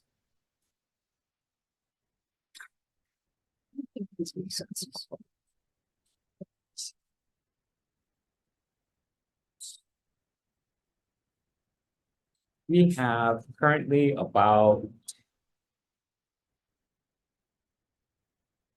500 to 600 farmers. On your guys' properties? Mhm. So of those 500 to 600 farmers, are all of them inspected every year? That's what we doing. Yes, I will say, if there are any that haven't been inspected within the past year, is a very small list. Because I'm well aware that some of those farms have been inspected more than once a year. Yeah, we do try and hit 2 to 3 times a year. So you guys really, so how many inspectors you guys get? Well, we have 7 positions. We only have, at the moment, we have 4 warm bodies. We have 3 vacancies that we've been trying to fill. And they're all employed where? Out of Honolulu? They all live in Honolulu? No, there are 4 positions that are stationed in Honolulu that fly out to Maui, Molokai, and Kauai. And then our Big Island staff has 3 inspectors that are based out of Hilo. So what is the reason for inspecting one farm more than once a year? Well, just because things can change, and we do see that, unfortunately, sometimes people will inadvertently, I guess, stop doing what they're supposed to do. We've come across instances where, within a span of an inspection, people have started stockpiling vehicles for whatever reason, or they abandoned whatever it was that they've done before. So instead of, the idea or the intent is, instead of it letting it drag out, that we try and address some of the issues as sooner than later as they come up, so it doesn't turn into this full-blown problem that we would only find out 12 months later. Okay, so the reason why I'm asking is because if you know, because you guys requesting money, yeah. So I just kind of want to understand if you guys gonna let them drag out and say that individual recipient now owes money. Can I make lease payments for whatever reason? One is, you know, again, I just don't get the billing system with you guys. Because you guys don't have a policy in place to say, hey, you delinquent, whatever reason, you get 90 days to collect on it or whatever. I mean, I don't understand how you guys give information out so that people understand that when they've applied, whether it be for lease or water meter, that here's the conditions and that they're reminded along the way that, by the way, you know, you fall into arrears. You know, you guys have money sitting on the table. You guys have had cases where under executive order, many of these businesses have been forgiven while trying to address, and Director, you and I have had this conversation. How do you guys be accountable financially to make sure, even on the transfer, and I can say this because you're well aware of this, the transfers of some of those properties that had thousands of dollars being owed that were transferred to the next person that's going to accept the lease and not pay the existing bill and retrieve those funds. So I'm well aware of two properties there that I brought it up earlier with the director. Those are thousands of dollars that you guys can collect on, but you guys policies. I mean, how you guys looking at cleaning up those policies within you guys, or do we legislate that? I mean, because I know just on the water alone, and this is just one of the islands, is like $1.5 million you guys have outstanding. I mean, I'm one of you guys water users, I'll just say it. I try to at least pay my water bill because when I walk into the store and buy a gallon of milk, I plan on paying them on the way out. How do you guys, you know, run an efficient operation, checks and balances all in place without impacting everybody else on your guys' department, and why those positions that you guys looking for could also be funded on a clean billing and collections or financial. And more so, you guys billing come out like 2 weeks at the end of the month, and then by the time the guys pay them, it's like, boom, you guys slap the next bill and it goes, by the way, you're late. Oh, you guys know more on electronic way to pay it as well Well, as, do you kick out anybody? yeah, like, When was the last time you kicked out somebody that didn't comply? I think we did a handful last year. For various reasons, but I mean, all of them because of deficiencies. And then do you collect any outstanding things, any because of damages on the property? It depends on how the parcel was vacated. If the parcel was vacated for uncollectible, bankruptcy or death or something like that, where there was no ability to transfer that lease, then it gets sent to the Deputy Attorney General's office for a write-off because it's uncollectible. If there is a desire for an existing tenant, for instance, who's fallen on bad luck or something, if they wish to assign that to someone else, then as part of the assignment, the approval includes the process of paying off any debt. So is that what you're talking about? yeah, and that's what I mean, like, it shouldn't go that far. They should have a policy in place to say when you apply for this, I mean, like when you get married, right? Like, you know, sign that, you know, this is what I'm gonna agree to. You know, wait till the next month and say, holy smokes, what some guys do in Vegas. But anyway, you should know what you sign. This is why we make contracts, right? So you and I understand that what's gonna happen. So you guys gotta address that, because you guys get. So you want it addressed sooner before they kick them out? Yeah, like address them sooner, so that way, exactly what Senator Mercado is talking about, you have these lands that could be available for those that truly want to farm or can have extra other Well, property. what's the timing? Yeah. So when you find a violation or they cannot pay, how long do they have before you say, okay, we gotta kick you out? There's no set time, there's no schedule. We do try and work as much as we can with them to try and set up some kind of succession process, whether it be through a family member or some other business partner that they've worked with in the past. So we do really try and work with them very, very hard to try and get an assignment, get them back on track or something like that. It's only after we've exhausted everything that So what's the longest and what's the shortest? Because you might want to come up with some general policy, 30-day, 90-day, and then if you need above that, then you got to go to the Board of Ag. I mean, there's some kind of Yeah, consistency. the longest has its years, that we try I to mean, work with years. yeah, but it's constant contact though, it's not like we find out and then it drops. It is a constant series of contact that we're working with their estate or their heirs or something like that, and they'll submit revised utilization plans. They'll be in the process of getting financing from, some institution or something like that. So as long as there's an active, I guess, there is activity on trying to reestablish the farm, we generally won't take action just to kick them off. If it goes on and on and on and on for some time, years, then at a certain point in time, we have taken action. I think she's trying to say before years. Yeah. Well, there- on and on. yeah. Because if you're paying one for like, if you're paying $13,000 a month, I mean, 13 times like 1 year, like, I mean, Jesus Christ, like, that's like, and if I was them, I'd be like, Is "Wait, there like, any guys, you're not gonna do Is there a nothing." report monthly or Oh, annually that is done as far as the leases and Yeah, we have, the, we have the funding we have that a we get? ongoing delinquency report. Can we see that? Or who sees it? Yeah.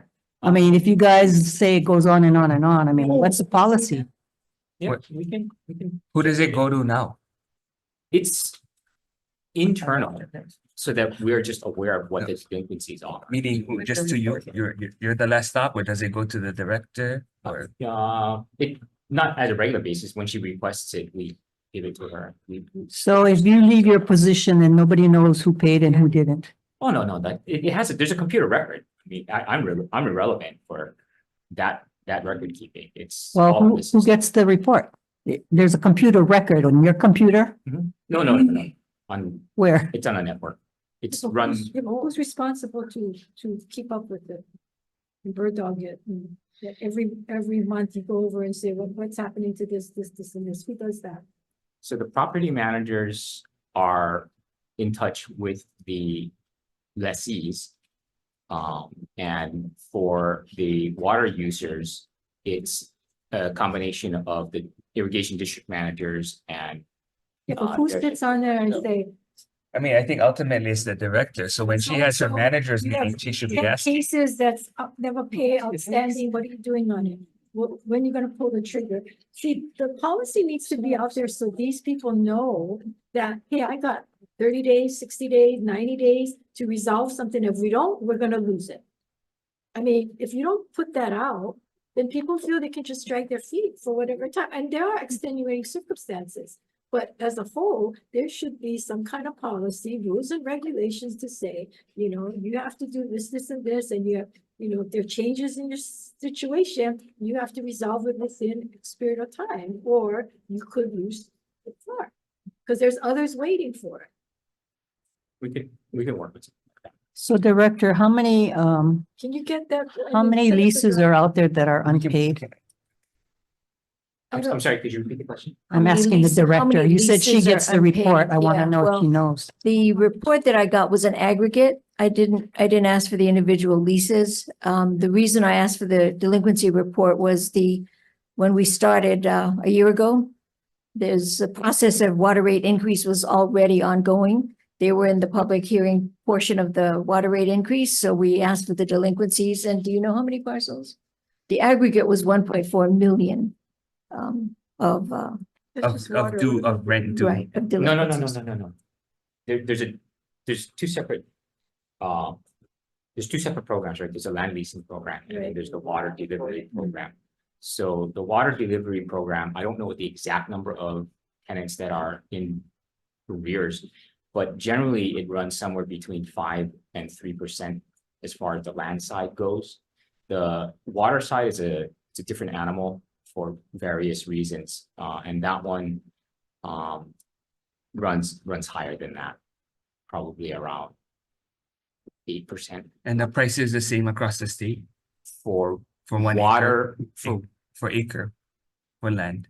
No, no, no. The lease rents are set by appraisal, but based not on highest and best use. In most cases, it's based on unimproved vacant rates. So it's very, very low.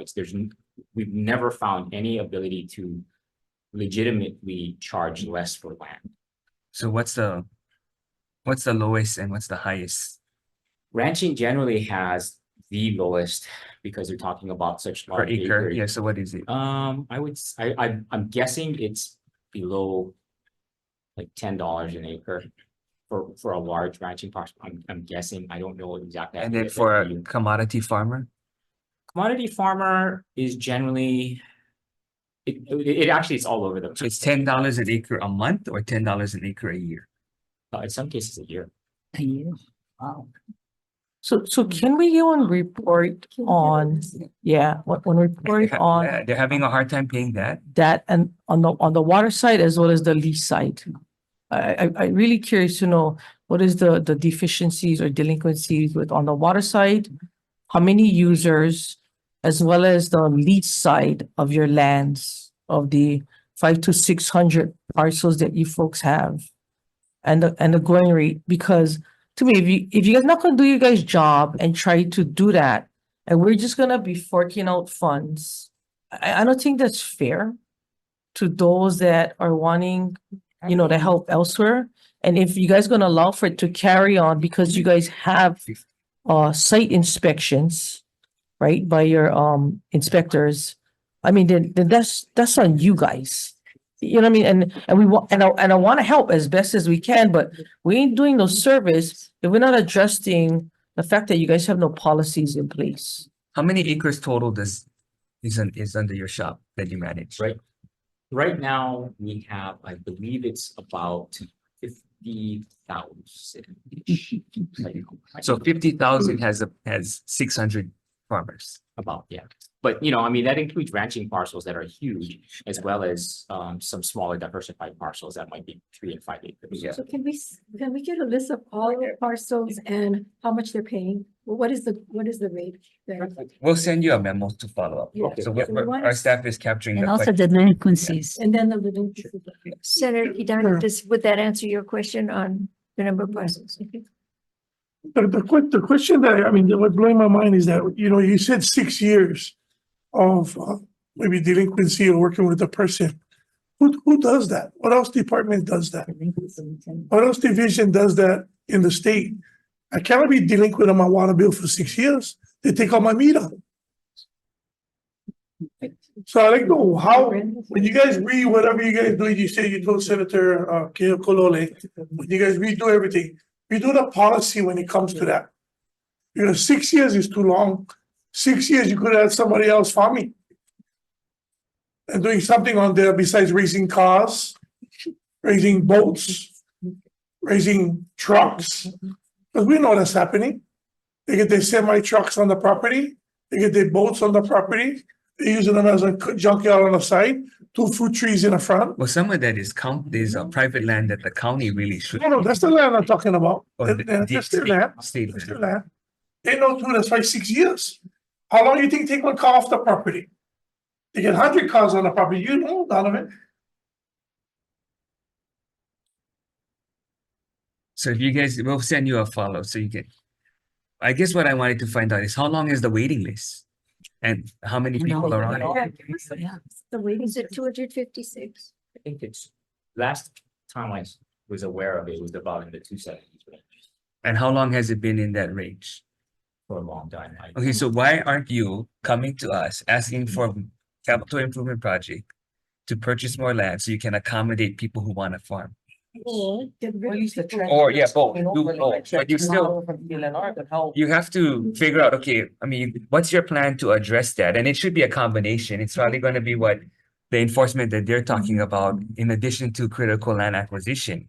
But I don't see that. Well, Senator, we have, maybe it's a good time to bring up the Cunea Road, Cunea Ag Park. That's 24 That's lot. one. We're talking 270 Right, right. people. How many people are you gonna? I think 70% of the waiting list is on Oahu. Honolulu City and County, and then the others was Neighbor Island. I don't know the percentages. The majority of the weights. So if we can just Well, address. historically, that became difficult because legislators from the area did not want the housing on that parcel. As a buffer to, yeah, as a They nuisance. wanted buffer. to just keep it in ag. So so- that's where we couldn't get support to move it along. You know, we try to be a little bit more, what's what I want, kind when it comes into farming, because farming is such a struggle, but taking direction from this body, it's obvious that we need to be a little bit more. Well, especially since you have a long waiting list of 270 that want to farm, and then what they're talking about is people who don't want to farm that's on your land. So how do you address, how do you reconcile all of that? And at the same time, when that's still not enough, how do you acquire more assets that they can farm? And do you have guidelines as to what kind of things we want them to farm and what we need? Well, for that's them what to I was gonna go to. Your benchmarks on doubling food production and decreasing imports. How do you communicate that to the tenants to say, okay, We can plant flowers. we need you guys to start moving in this direction. It seems like land division is totally separate from these other programs in communicating with the farmers and providing incentives to reach the goals. Right. That was discussed pretty extensively with the other groups in putting together the Hawaii Farm Bill. What the ask is for about, was it 7 million for a tissue culture lab, laboratories, germplasm? We're going to RFP it out for people to start growing a bank, a repository of seeds so that the farmers can come to us and say, you know, I want to grow tomatoes and No. We're talking the opposite. We're talking the opposite. Like, we were talking about, you presented to us when we were in Kona, Farm to School. And you said we need certain products that we need to scale up. Why aren't you talking to your farmers saying, hey, we need people to grow these and how can we help? we are. I'm talking the opposite, not just say, hey, I want to grow something that's Well, not, that we're not going to double food I understand production. that. As we were talking about the doubling the 30% for the DOE to purchase, we did a deep dive as to what they're purchasing now that is being imported. Yeah, so there's that's that, kind and of then stuff. there's the overall goal, despite DOE, on how we're going to double food production. One of the places we're looking at is, No, I'm just saying, Sharon, you know what? You're giving us anecdotes. We want a strategic plan. Mhm. So stop responding with anecdotes as though that's enough. okay, It's not enough. well, Yeah, and Okay. you know, and farmers, some of these people are growing stuff that'll bring in money, like, you know, coconut trees or stuff to put on property. They get a lot of money from that, but we need people to grow food. So we need to have some guidelines, some policies as to, you're gonna lease out certain lands to farmers who are willing to farm certain kinds of things. You guys can do that through rules and Yeah. regulations. And that's where when you come in for hopefully some new land acquisition, you can say these are going to be committed to certain crops that are going to help us reach our goals. I don't see any of that kind of strategy going on. we might need to make some changes in policy as, I don't think the Department of Well, Agriculture. you have goals. It's Yeah, like, we okay, will. we're having We'll- goals we'll to, come for back what? for it. For our health, versus like, do we really want to achieve them? Or is this all make pretend so that sounds good in the press release? Or are we really going to have a good plan and that we can implement? We've been talking about aquaculture forever, and you still don't have one state aquaculture ag park. That's right. We have a CDS in place for And 500,000. then we have an agency on the Big Island that has nothing to do with aquaculture in there. Well, we've and asked they're- them to help us double food production. Share their knowledge with our up and coming farmers. Yeah, but why aren't you out there specifically looking for assets so that we could have our own, DOA could have its own aquaculture ag parks?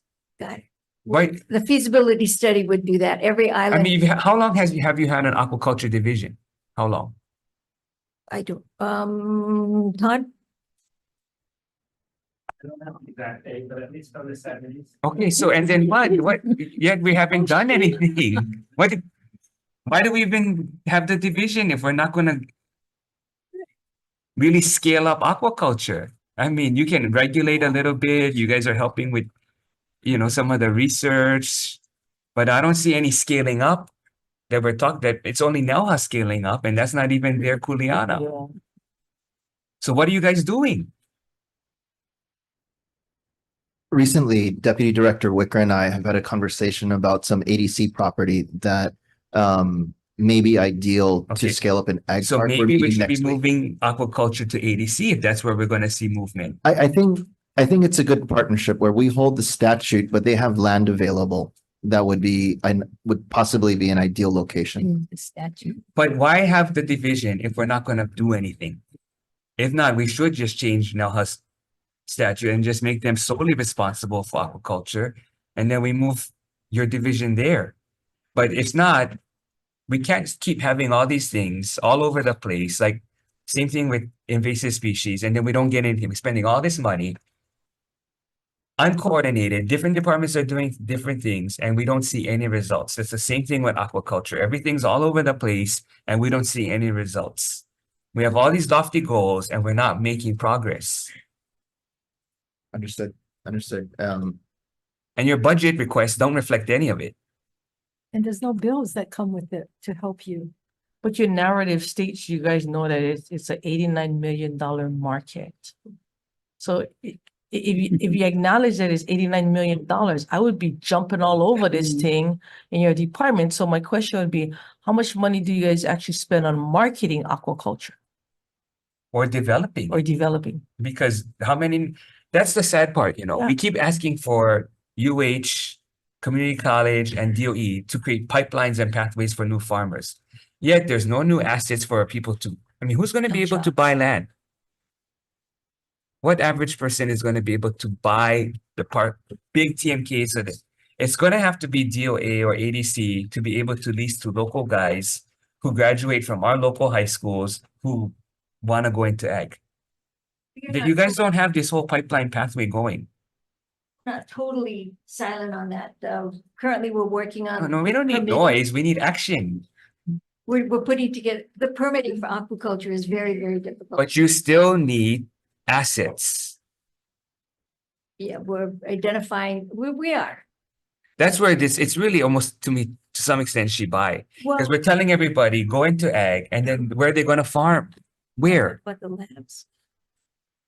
So I got a question. You brought up Cuneo. How much acreage we have in Cuneo? Would be 150 acres. Is that A, B land? What is it?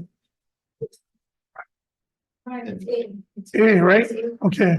Did you ever drive up Cuneo lately? Yeah. See all the mansions up there? No, I'm just saying, I know my part of that's private, but still yet. We are abusing our ag land.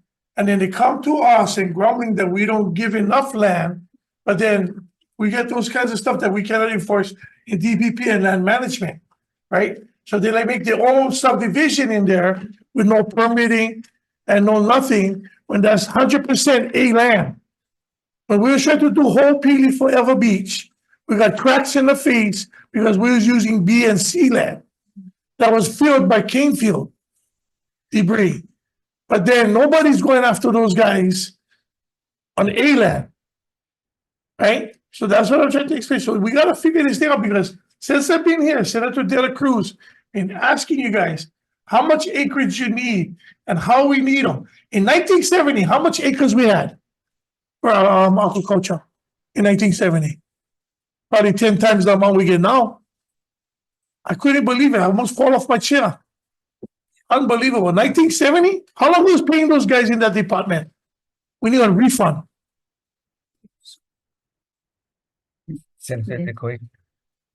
So, on your narrative, you talked about food sustainability and expanding agriculture in the islands. In your budget, how much goes to the marketing of the island products that you guys encourage growth? And what were those products that you guys promoted? Well, in addition to that, you're going to have a bill asking for 600,000 to update next the year, right? strategic plan. Next year. But that's the ask. That's part of the ask, yeah. That's a separate bill, though. That's not part of the budget. It's not. But there's no implementation. That's the thing, is to have the strategic, how many times we're going to keep adding money to a strategic plan with no implementation?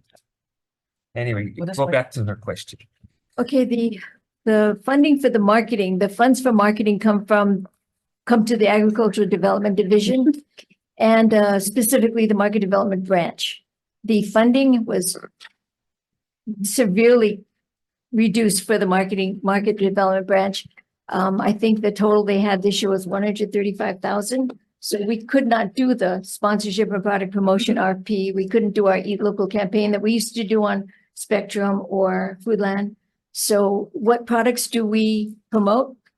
Let's say for Gulf Food, mostly the coffee people will attend. Now, Gulf Food's a really important market. It's just like us, the Gulf states import like 90% of what they eat. Coffee growers went there last year. It was the tropical fruit growers that went. FoodX is one of the most well-attended trade shows. Again, coffee's there. We have a lot of liquor at the FoodX shows. NRA, the most steady participant for the National Restaurant What's Association is No Foods. They really, their product really sells there. Sun Noodle, is that what you're asking? I want more of the ones that are grown here. Tomato, Okay, so the only show that cucumbers. the only show that is available for produce, like what you see in a supermarket, that. Brendan, who went to the PMA this year?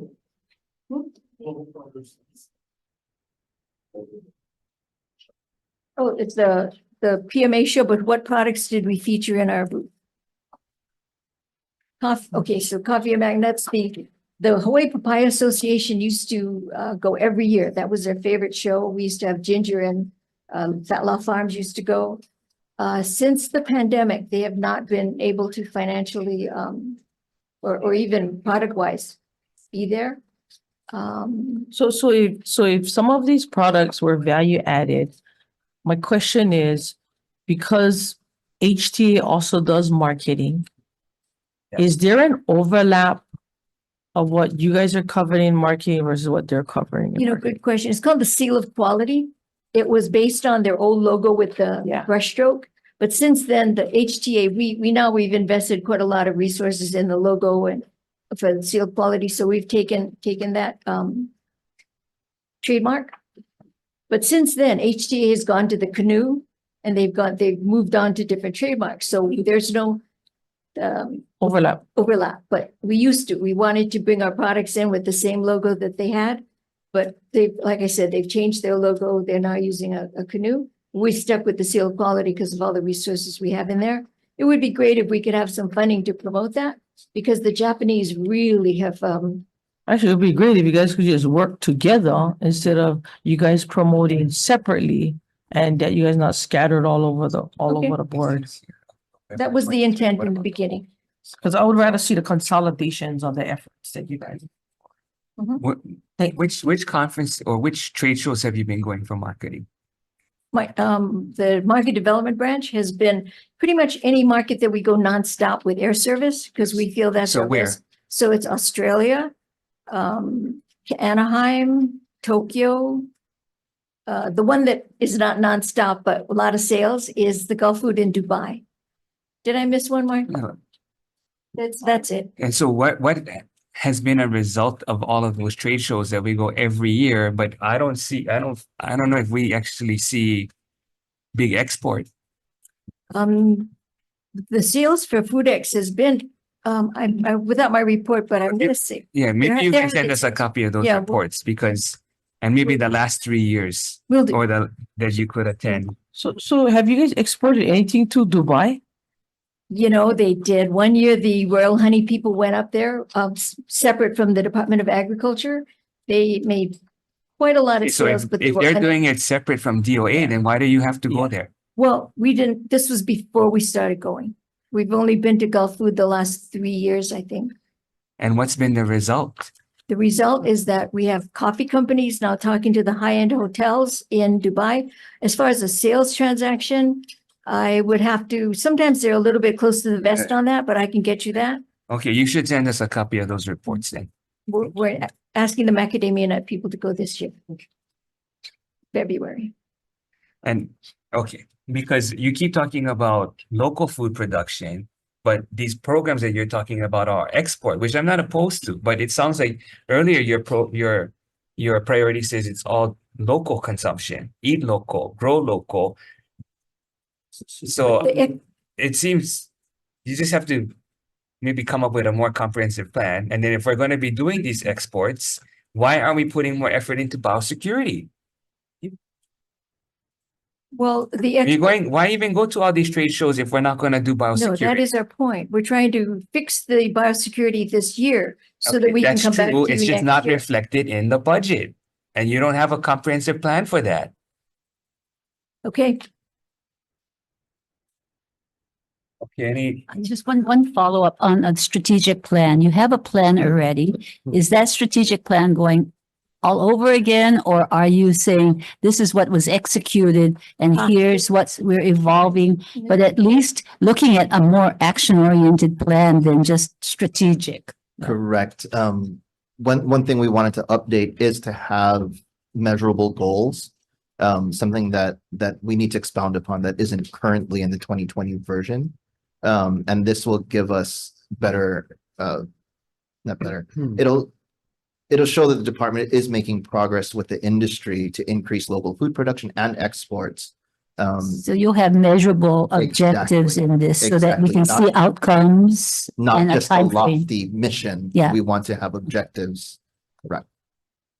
And it will be based on some timeline so that we Yes. see some benchmarks. Absolutely. Thank you. Chair.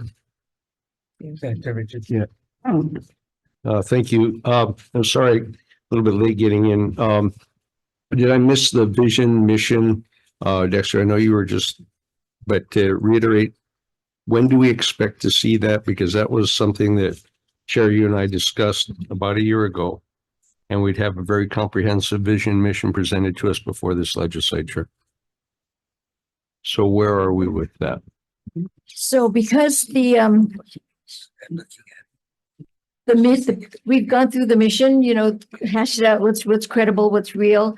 We said that if we come in this year with the big ask, we know that it's going to be tough, although we did have a big ask of about 56 million. What we're asking for just to kind of like rebuild in this year, help the farmers and ranchers with resources. It's a 5.6 million, and within that 5.6 million, it was detailed out that mostly we want positions converted from special fund to general fund. That frees up the money within the special fund to do the work the special fund was intended. The grand mission is just to kind of like survive this year. I got the budgeting part, but that's not what I'm asking. What I'm talking specifically about is where are we taking DOA? And what are we going to do? There was some conversation last year about that DOA should be strictly regulatory, which I completely disagree with. We are talking about promoting agriculture going forward. And again, you're hearing the same thing echoed among my colleagues about that. And the vision and the mission, how are we going to take this forward? What is the goal? And I appreciate what Senator Moriwaki just asked. We're going to have measurables on this, great. But when do we see this vision and mission articulated? We come back in 2 weeks. Maybe we can have the subject matter do an info briefing. Yeah, that'd be great. Yeah. Thank you, Chair. Oh, Senator Kim. Okay, so I want to talk about our feral chickens. Okay, and that's on top of mind of constituents. And you're aware we had the working group and did you see the report, Chair? Yeah, we did. The working group conclusion was that if there's any funds, and I think the number bandied about was 50,000, that the 50,000 should go to the city and county who currently have the program in place. They have the traps, they have the vendors. And what they lacked, I think there were 9 households that took advantage of the $100 fee to rent the trap. I think what we can do is subsidize more households would participate. And certainly we can trap So more did you chickens. follow up with the $5 million that the governor put in DLNR for feral chickens? I think that You guys- was pulled. I'm sorry? That was line item vetoed out.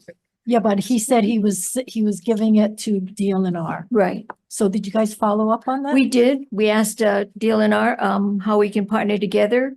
And when the line item veto occurred, there was no, we just stopped the discussion and focused more on the bills that passed. But that's the point. He vetoed it and he said instead, because he vetoed it, he was putting $5 million with DLNR.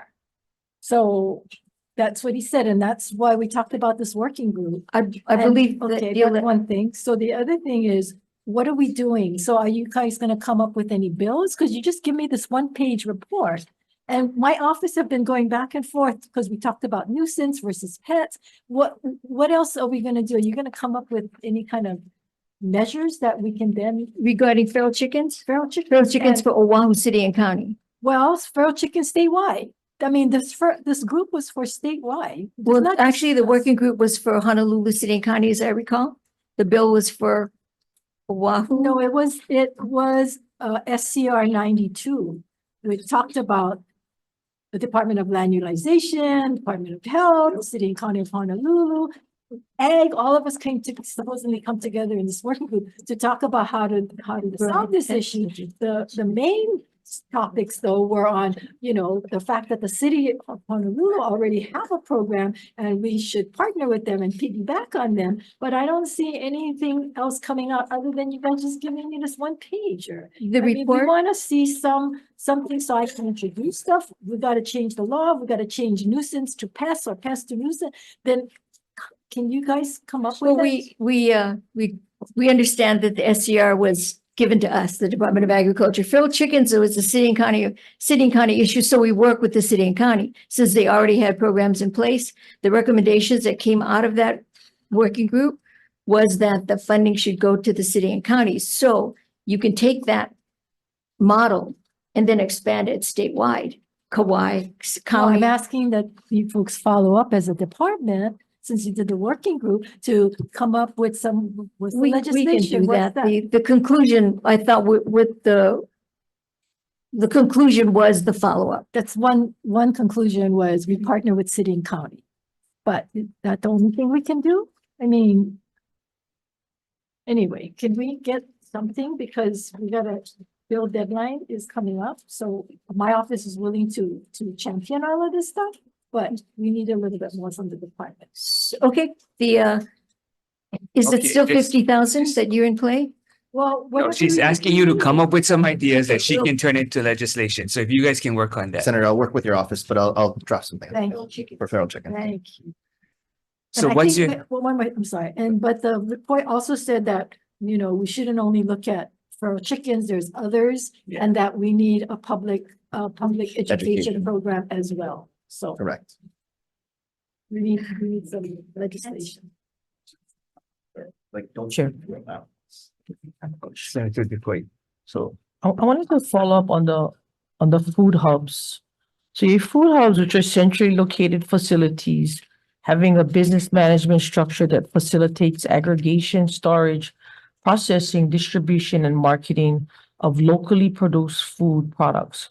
Can you provide us with more information on the 6 proposals for each county you accepted in response to your RFP for the establishment of those food hubs? Sure. The Agriculture Development Division was in charge of the 1.35 million that you gave us 2 years ago, was it? The RFP went out, then what we'll do is send you a synopsis of the proposal, because nobody has really done a report yet, but we can give you their proposal. Okay, Yeah, thank the you. wording. Thank you, Chair.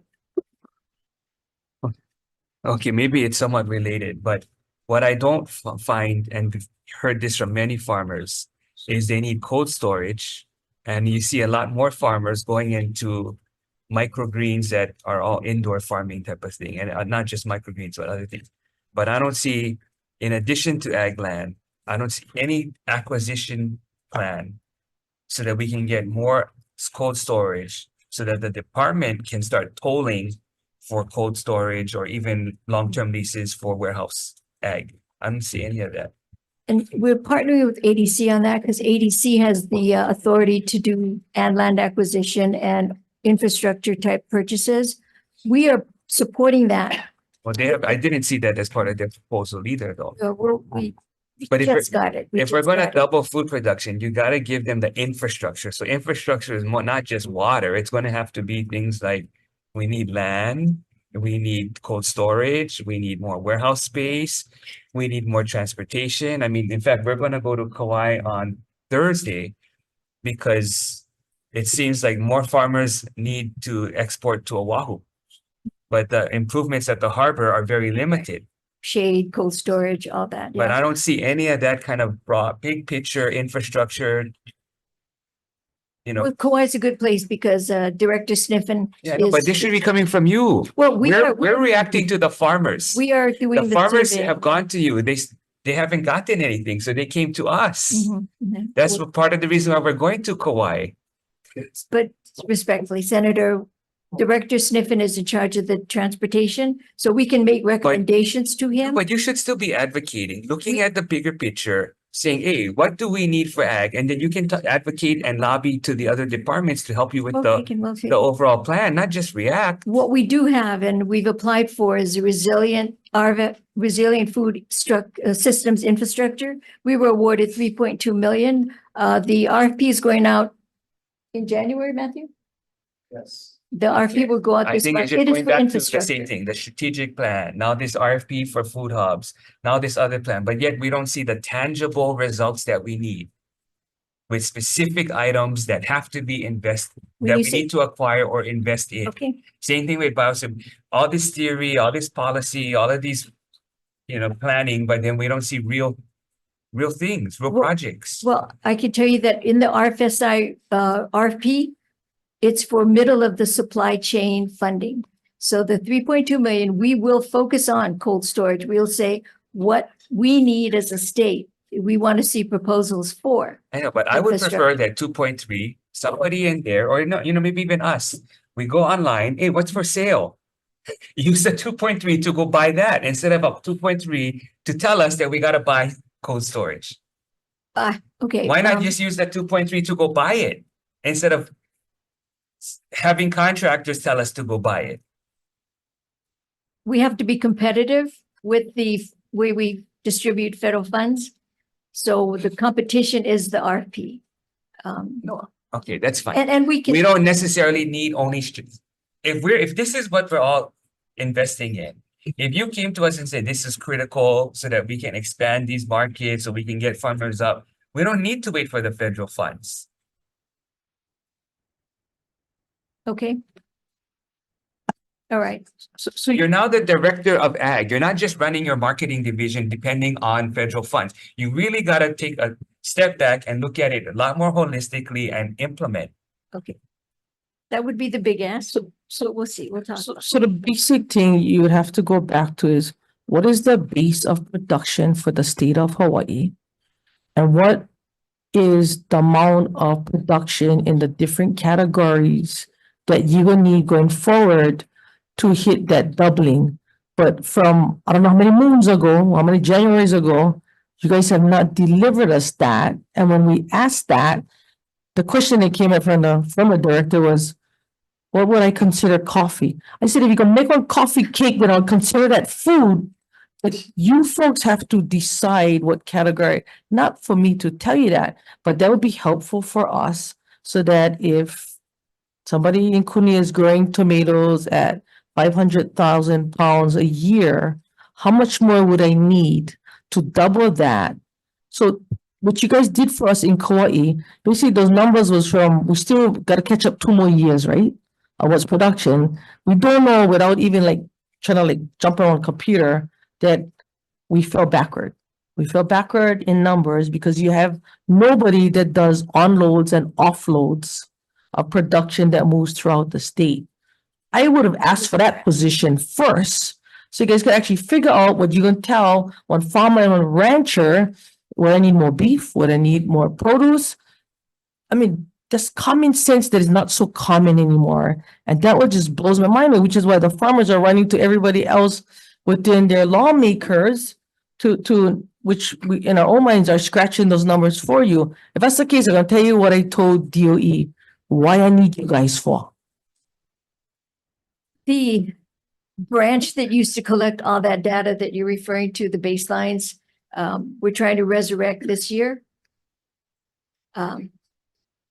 That was one of the asks. You have 110 vacancies now, 110. So if it's a priority, you look at your vacancies and you see what can we redescribe. Okay, I don't we understand, we 110. understand. 1/3 of your department is vacant. We have prioritized the what we need the most, and the number one thing So we you need. shouldn't even be coming to us for new positions. You should be looking at the vacancies you have now and And redescribing redescribing. them. We've thought about that as well. And we're taking a lot of our positions and upgrading them. Okay, thank Okay. you. Yeah, we're working on the doubling the baselines, on and on. And on. The nice Things thing is, that we heard in Kauai was one that's, for example, DOE, they had needs. So you look at your markets and where do you have an ongoing sustained market? So the farmers know, hey, if I produce these kinds of products, I know I have a market. So it's sustained and not just, oh, this sounds good, or, No, Canada no, has we're this not or doing whatever, right? So I think you need to also look at the kind of data you collect should be all in terms of marketing, the products, and then telling the farmers, hey, you have a sustained market here. This is why we want you to grow tomatoes or bananas or whatever, right? So I think you need to align the data you collect to make it impactful in terms of building the industry and supporting the farmers. But even in the micro grants, I know you gave out a lot of grants, $2 million or $3 million. What is the outcome of that? Not just that we gave out the grants and we help small the farmers, but it should be aligned with where the markets are driving you to then produce. And the research should be in terms of killing all the infestation that's gonna, or that hurt that market, that production. So the alignment in your strategic plan has to be in terms of what you do and doing it, and then seeing, is that the right direction, and changing course if it isn't. But we don't see that, so. well, one thing we have is the 2022 Census of Agriculture is coming out. It'll be published in April. We'll compare that with the 2017, and we'll try to use that and make sense of it, working with our Agriculture Development Division, trying to see if we can come up with a baseline from both numbers, and then incentivize the farmers to grow certain things. But we also want to provide them the germplasm that works for their particular island. We want to really take the risk out of what they do. Okay, Senator Hashimoto. Thank you, Director. I think, one of the things that really is concerning me is all these programs we're talking about takes human capital, right? And I think when the chair says, you have 110 vacancies, I think I look back, and I haven't looked at the vacancy list since pre-COVID. And I think when you compare it to now until, back then, we're pretty much in the same place. And I think that your predecessor, filling those vacancies was their top priority, right? They tried all kinds of things, but I think you have a chance to take a fresh look at it. I think you've been a year in, but I think if you don't have that human capital and you don't bring that vacancy list down, I don't think you're going to be able to achieve a lot of what you want to do. So it really concerns me that we haven't made progress in the vacancies, right? I think back then they told me that 50% of the department over the course of 3 or 4 years was churning, right? And so I think that is really concerning. If you don't get that under control and you don't keep the people, I don't know how we're going to proceed. So I think back from pre-COVID to now, I think we top priority for me is you got to get this vacancy thing under control, right? And I don't know, I haven't heard much of how you're going to approach it. I know you're going to rearrange the deck chairs a little bit, but sometimes rearranging the deck chairs isn't going to, stop that blood flow of people out. So I really hope that you can retake a look at that. I know your predecessor couldn't figure it out, so hopefully maybe you can with a new fresh set of eyes. But I think it's a top priority in my mind. The administrative meeting that we had with all the managers and administrators, this was discussed and it was a top priority. Develop a plan. Yeah, He's asking you to develop a plan. Yeah. Because so far, the only thing that's been tangible is you hiring people that retired. We have interns in the department. pipeline. We have And interns. so, I mean, even when I talk to Carol, I'm concerned. I mean, Carol's going to come back, she knows what she's doing. But when I've talked to Carol before, what's our plan for transition because I don't know how long Carol's going to say, hey, I'll stick around. So who's going to be able to take it over? And that's the same thing we had with ADC. When Jimmy passed away, what was our plan to take it? There's no transition. And that's really scary because what ends up happening is we're in the same place forever. Yeah. We're not building a pipeline of people to take over. Attract, reward, retain, right? Attracting is tough. Okay, With the we work. just want to, we hear you. We want to see it. Have you spoken with HRD so that you might have to re-describe some of these positions? Because you're saying, okay, the needs have changed. We need to have X, Y, or Z expertise that we don't have. Look at that and look at what's competitive so that you actually build a strong workforce. We have, and it is, the question is classifications through No, the so then you know what? collective You come back to us, we'll cut those vacancies and we'll add positions that you need. No, or I like the redescribe. And It's so, harder to yeah, add. well, it's Redescribe. either in your hands or it can be in ours. So, Okay. you know, we just want to see something move. Okay. Okay. Sounds like we exhausted this. So thank you. Thank you. Adjourn. Okay, we'll just take 5 minutes so that we can